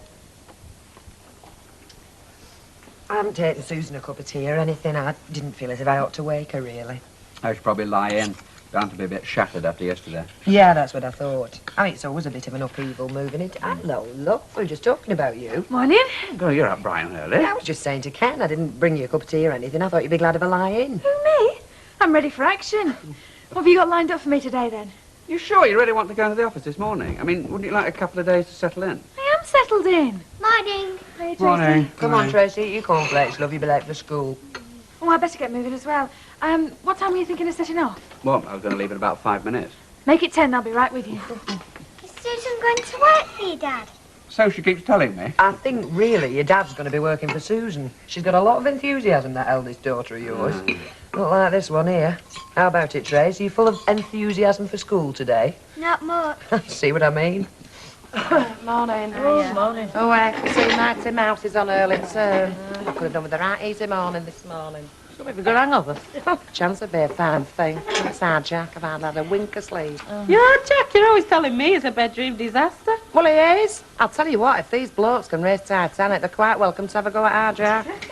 No, it's that plastering on his leg. He keeps throwing it around the bed, and every time I move it, it starts whimpering, striking. Morning, Ivy. Hey, hang on a minute. Are you speaking? I don't say I am, Vera. Let's face it, you've not spoke to me. What are you on about? You could have said something. And not just her either. Why did you lot let me have to find out the hard way? Is this George you're on about? Yes, of course it is. As far as I can see, all you lot knew we were going out with Pauline Walsh for unpacking. Why the hell didn't you say something? How did you? Because she came round for a nice cosy chat, didn't she, Vera? Seeing as how it was common knowledge to everybody but me, I felt a right fool. Thanks a lot. Now, hang on a minute, Ivy. I mean... Ivy, come in here a minute, will you? I want this worksheet business sorted out right now. Yes, Mr. Baldwin. I told you, didn't I? I said we should have told her.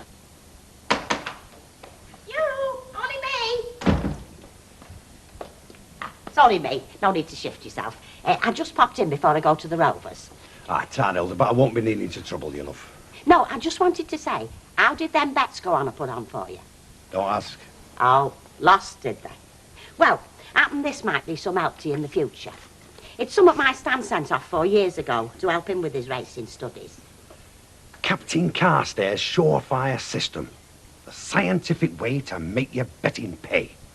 Great.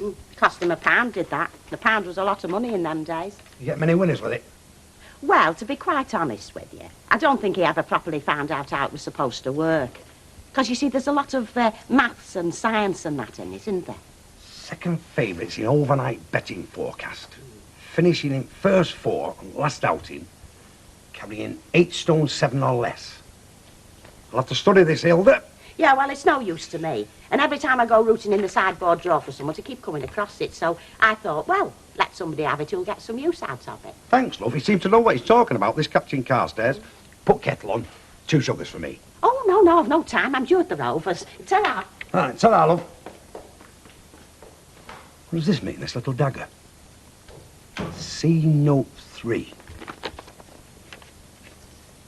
If apprentice rider, bet ruled out. Good sense is that? Yeah, good sense is that. There you go, darling. There's the rest of your dry ginger. Oh, thanks, Terry. I reckon that's the lot then.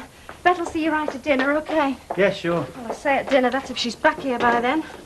It's no sweat, darling. I trust you. And if you want anything else bringing up from the cellar, I'm just down the street, cleaning out the van this morning, all right? Right, love, thanks. See ya. See ya. Hi, Mrs. Hall. Oh, morning, Hilda. Fancy a cup of tea? Oh, I wouldn't say no if there's one made. No, it's not made. I was just thinking about putting the kettle on. Oh, no, well, I better start me cleaning first. That Lynch will go mad if she sees me supping tea instead of slaving away. She won't see you. She's not come back yet. You know, she was going for a night out with Frank last night. And she's not come home. I bet she stopped with him. Well, she more or less told me she would be doing. No shame, you see. Do you know, that hotel he works at sounds to me no better than a common lodging house, for all its cocktail bars and revolving doors. Well, I wouldn't know, Hilda. But anyway, that's where Bet is. Yeah, typical. Well, in that case, a cup of tea would be very nice. Right. Oh, let's have a cup of tea. Oh, aye. Why don't you move your chair? Hey, Ivy, don't take it out on me, eh? Well, you might have said something instead of letting me go and make a fool of myself. How do you mean? Make a fool of yourself? Oh, come off it. I looked a right tater, didn't I? It's only the other day you let me stand here witching and wet back whether to invite George for Christmas or not. We just didn't know how to tell you. That's right. I mean, we knew you'd be dead upset. Look, you wouldn't have thanked us if we had told you, would you? No, I suppose not. Any road, it weren't Vera's fault. It was me and Shirley that sorted George out with her, so it should have been us that told you. Yeah, we just wanted to do the right thing, that's all. I know, I suppose I'd have been the same, I don't know. Have a cup of tea, love. I'll tell you what, there ain't a fella in this whole wide world that's worth getting upset over. I don't blame George, you know. I blame that Pauline. Yeah. If you ask me, she's made all the running there. She's been looking for a bloke ever since her old man slung us up. Yeah, it's her, it's not George. Well, I don't blame her.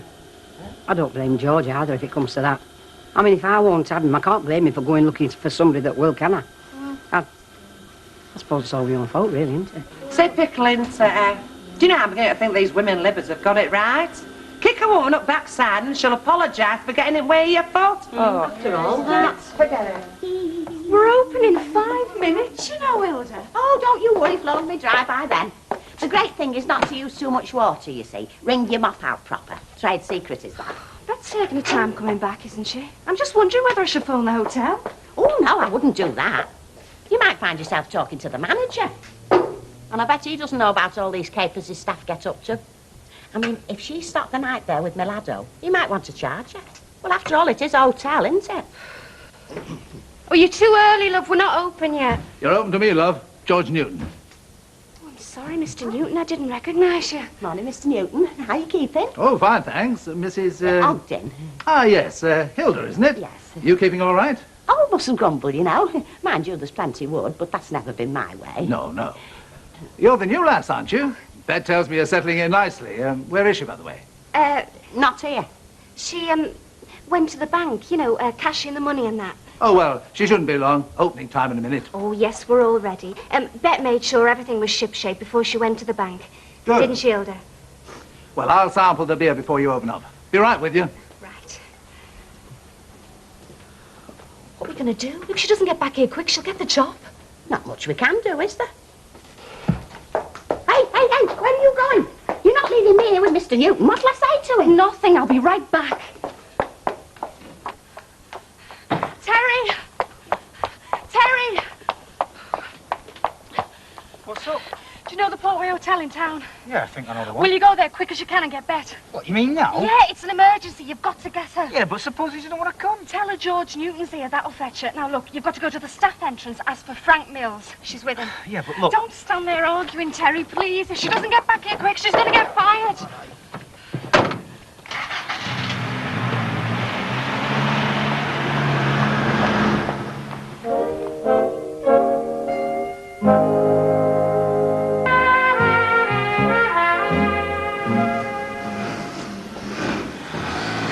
Hey, lover boys there.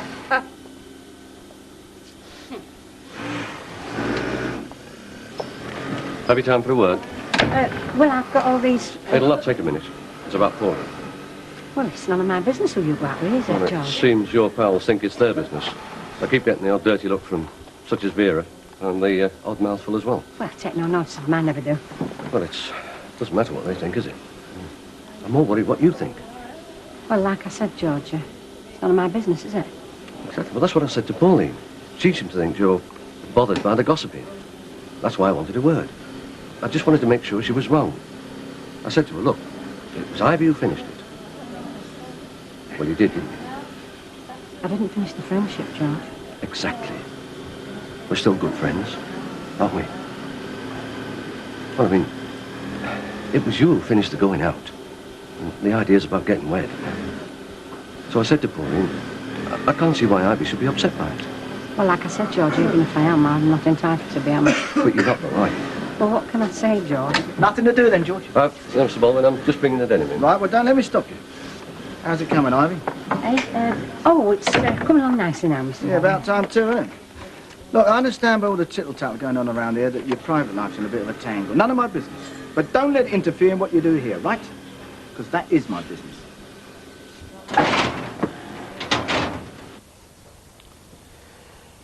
Darlove. He's getting restive. Why don't you chat him up or something? Me? Keep him talking. Take his mind off Bet. Not likely. I'm having now to do with it. What are you standing there for, then? Because I want to see what happens when her ladyship finally turns up. I want to see the feathers flying. Ooh, talk about vultures. Bet's taking her time, isn't she? Was she going somewhere else besides the bank? Oh, I don't think so. She's probably stuck in a queue. Morning, where's Bet? I've got this poster here for her. Oh, that's good. Why don't you show it to Mr. Newton? He'll be very interested. Morning, Sugden's the name. So you're interested in Christmas puddings, are you, Mr. Newman? Newton. Mr. Newton runs the brewery, you know, Newton and Ridley. Is that so? Oh, I'm very pleased to meet you. Well, say this, you don't brew a bad pint. Give the gentleman a pint, Gloria. Half will do, love. No, you don't brew a bad pint at all as beer goes nowadays. What's all this about Christmas pudding? Oh, that's just one of Beth's schemes. Mr. Sugden's making a big pudding and we're raffling it for charity. Full of schemes like that, Bet. Always got something on the go. All right, all right. Let them that can do the business get a word in. I'm to be something of an artist in the pudding department, you see. I ought to be. I went through the war up at the sharp end cooking for the troops. Old soldier, eh? I went through the war with a ladle in one hand and a rifle in the other. I've made Christmas puddings in the western desert under the blazing sun by day and the bitter cold by night. Our CO, Colonel Worthington Smith, used to say that my puddings tipped the scales against Jerry. I like a pudding myself, as long as there's a drop of brandy in it. I never reveal my recipe. I've been pressed to many a time. Colonel Worthington Smith used to say, I know your formula, Sugden. 2 of sand and 1 of cement. It was just a little joke, of course. Very interesting. Where the hell's Bet?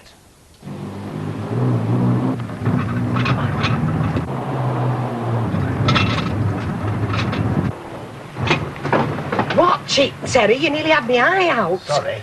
Oh, you're all right. You did well. Oh, my God. There's this car. Here we go, then. It is a far, far better thing that I do now. You're supposed to say that, you know, when you're heading for the chop. There's another thing I'll say for you. You haven't ruined this pub with a load of jukeboxes, musical whatsits and loudspeakers all over the place. Well, it's our policy to let the licensees... There's another of your pubs I used to go into, the Antelope. It's full of that rubbish. Blasting your eardrums off. You can't hear yourself speak. What I want in a public house is a good conversation like we're having now. Oh. Well, it's what the young people like, Mr. Sugden. Beg of young people, there's enough folk running around pleasing young people as it is. Anyhow, I don't overluring young people into licensed premises. In my view, it's all wrong. Oh, here she is now, Mr. Newton. Oh, thank God. Why, Mr. Newton? Mr. Newton came just after you set off for the bank. The bank? Oh, yes. Did he? Well, what a nice surprise. Aye, well, I was hoping to surprise you half an hour since. That's how long I've been waiting. Oh, you can queue for ages in that bank, can't you? Sometimes you can, yes. Actually, it was pretty quiet this morning. No, it was the manager. Well, he would keep me talking. Well, what were you seeing the manager for? After a loan or something? Don't we pay you enough? Now, that is a leading question. No, I was just banking the cash, and he happened to be walking through. He would have me go into his office and take a glass of sherry with him, would you believe? Oh, you must be well in. Or else he fancies you. I think he's in love with Newton and Ridley. He's a great fan of the Jubilee Strong Ale. Oh, sounds like a sensible fellow. Well, that was my baby, the Jubilee Strong Ale. Well, I never knew that. Yes, he loves it. Anyway, you'll be glad to hear he's agreed not to start selling it as long as I don't start cashing any checks. Oh. Do you know, it's always quietness that's worst.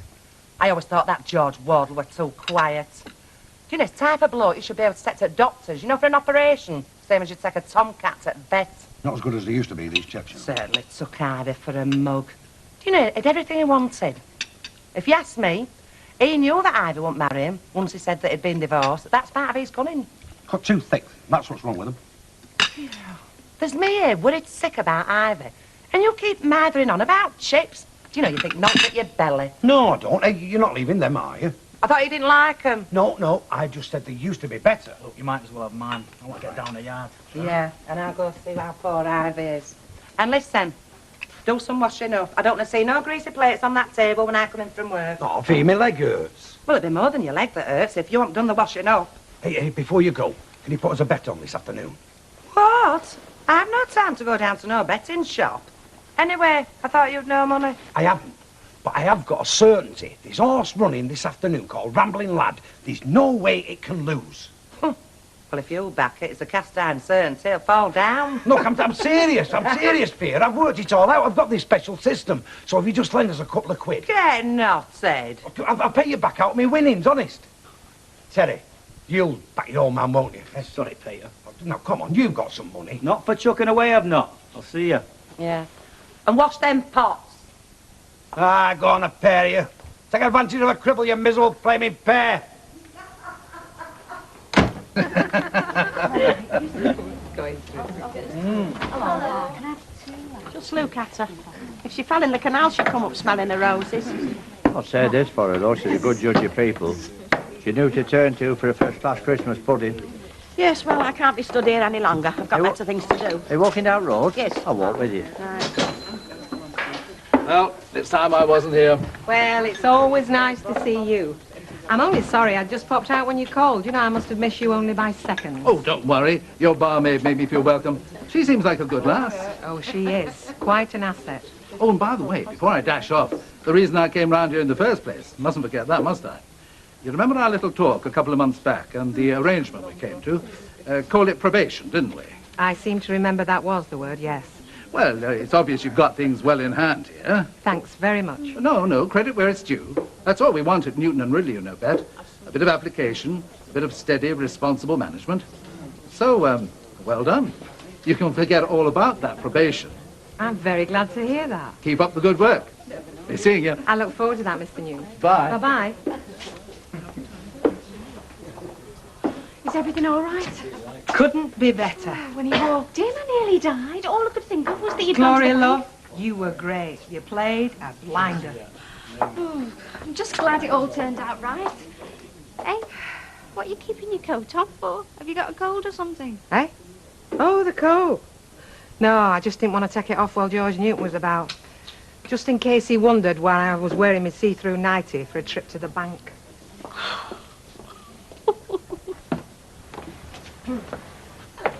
Hello. Could I have a copy of the local paper, please? The Gazette, isn't it? That's right. It's your dad's opposition. Oh, not really.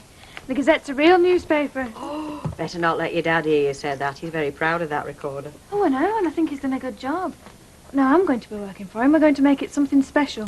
Well, you know, actually, Ken and Deirdre do have the Gazette delivered. I mean, it'll be there by now. I know, but I wanted an extra copy. You see, I'm going to be cutting bits out of it. I've had a good idea for an advertising feature. But I don't want to start cutting bits out of my dad's before he's ready. Might make him a little bit hard to convince. Sounds to me as if you know how to be persuasive. Should be. I was working in public relations before. Evening. Hello, love. Hello. Hi. Hi. Right, see ya. Ta-da. Oh, she's a nice girl, isn't she? Yeah. Dare say there'll be a lot of lads after her. Yeah. Well, faint heart never won fair lady. Pardon? You should never spoke them. Look, I can't stop whatever it is you want. I've got to get Kevin's tea on. It won't take a minute, Albert. I just want a quiet word with you, in private. Oh, yes.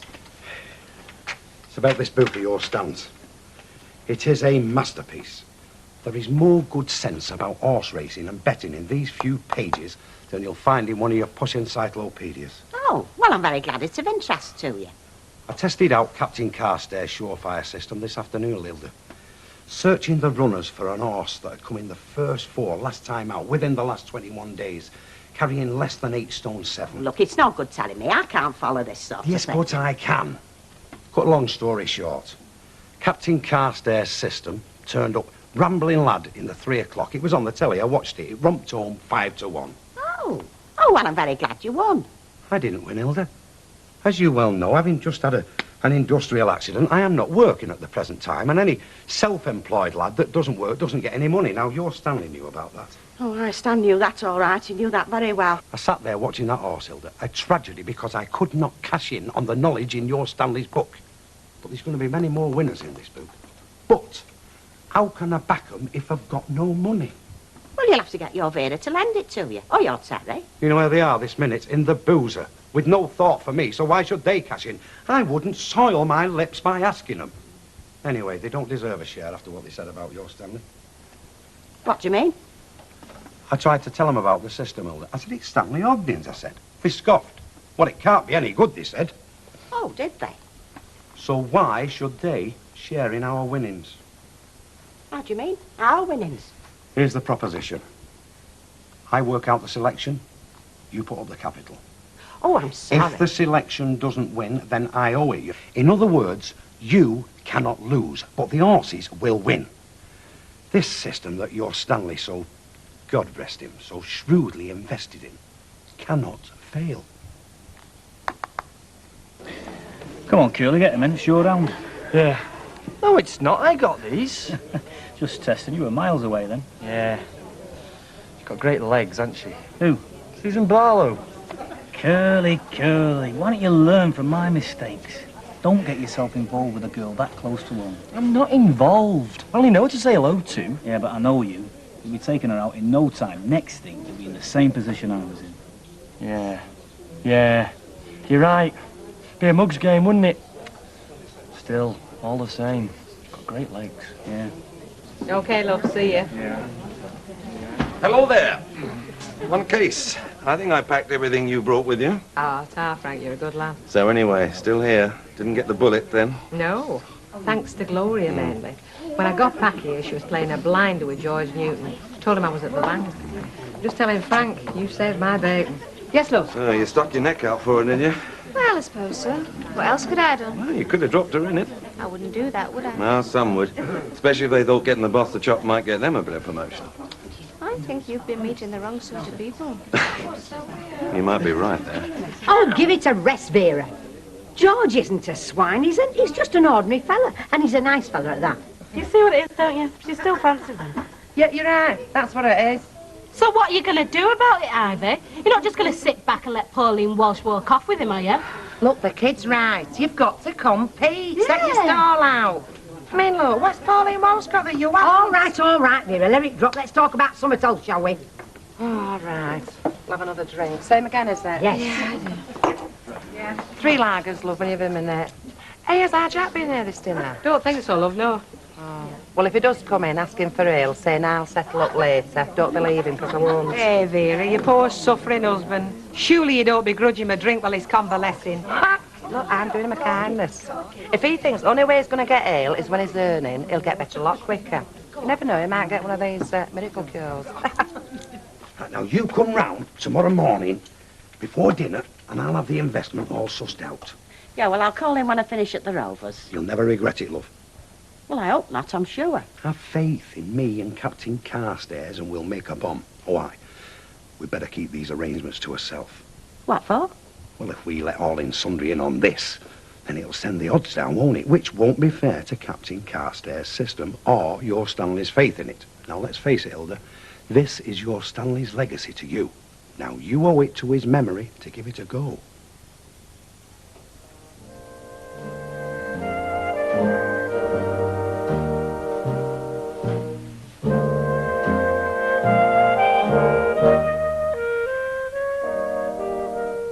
And there's more tomorrow at the same time.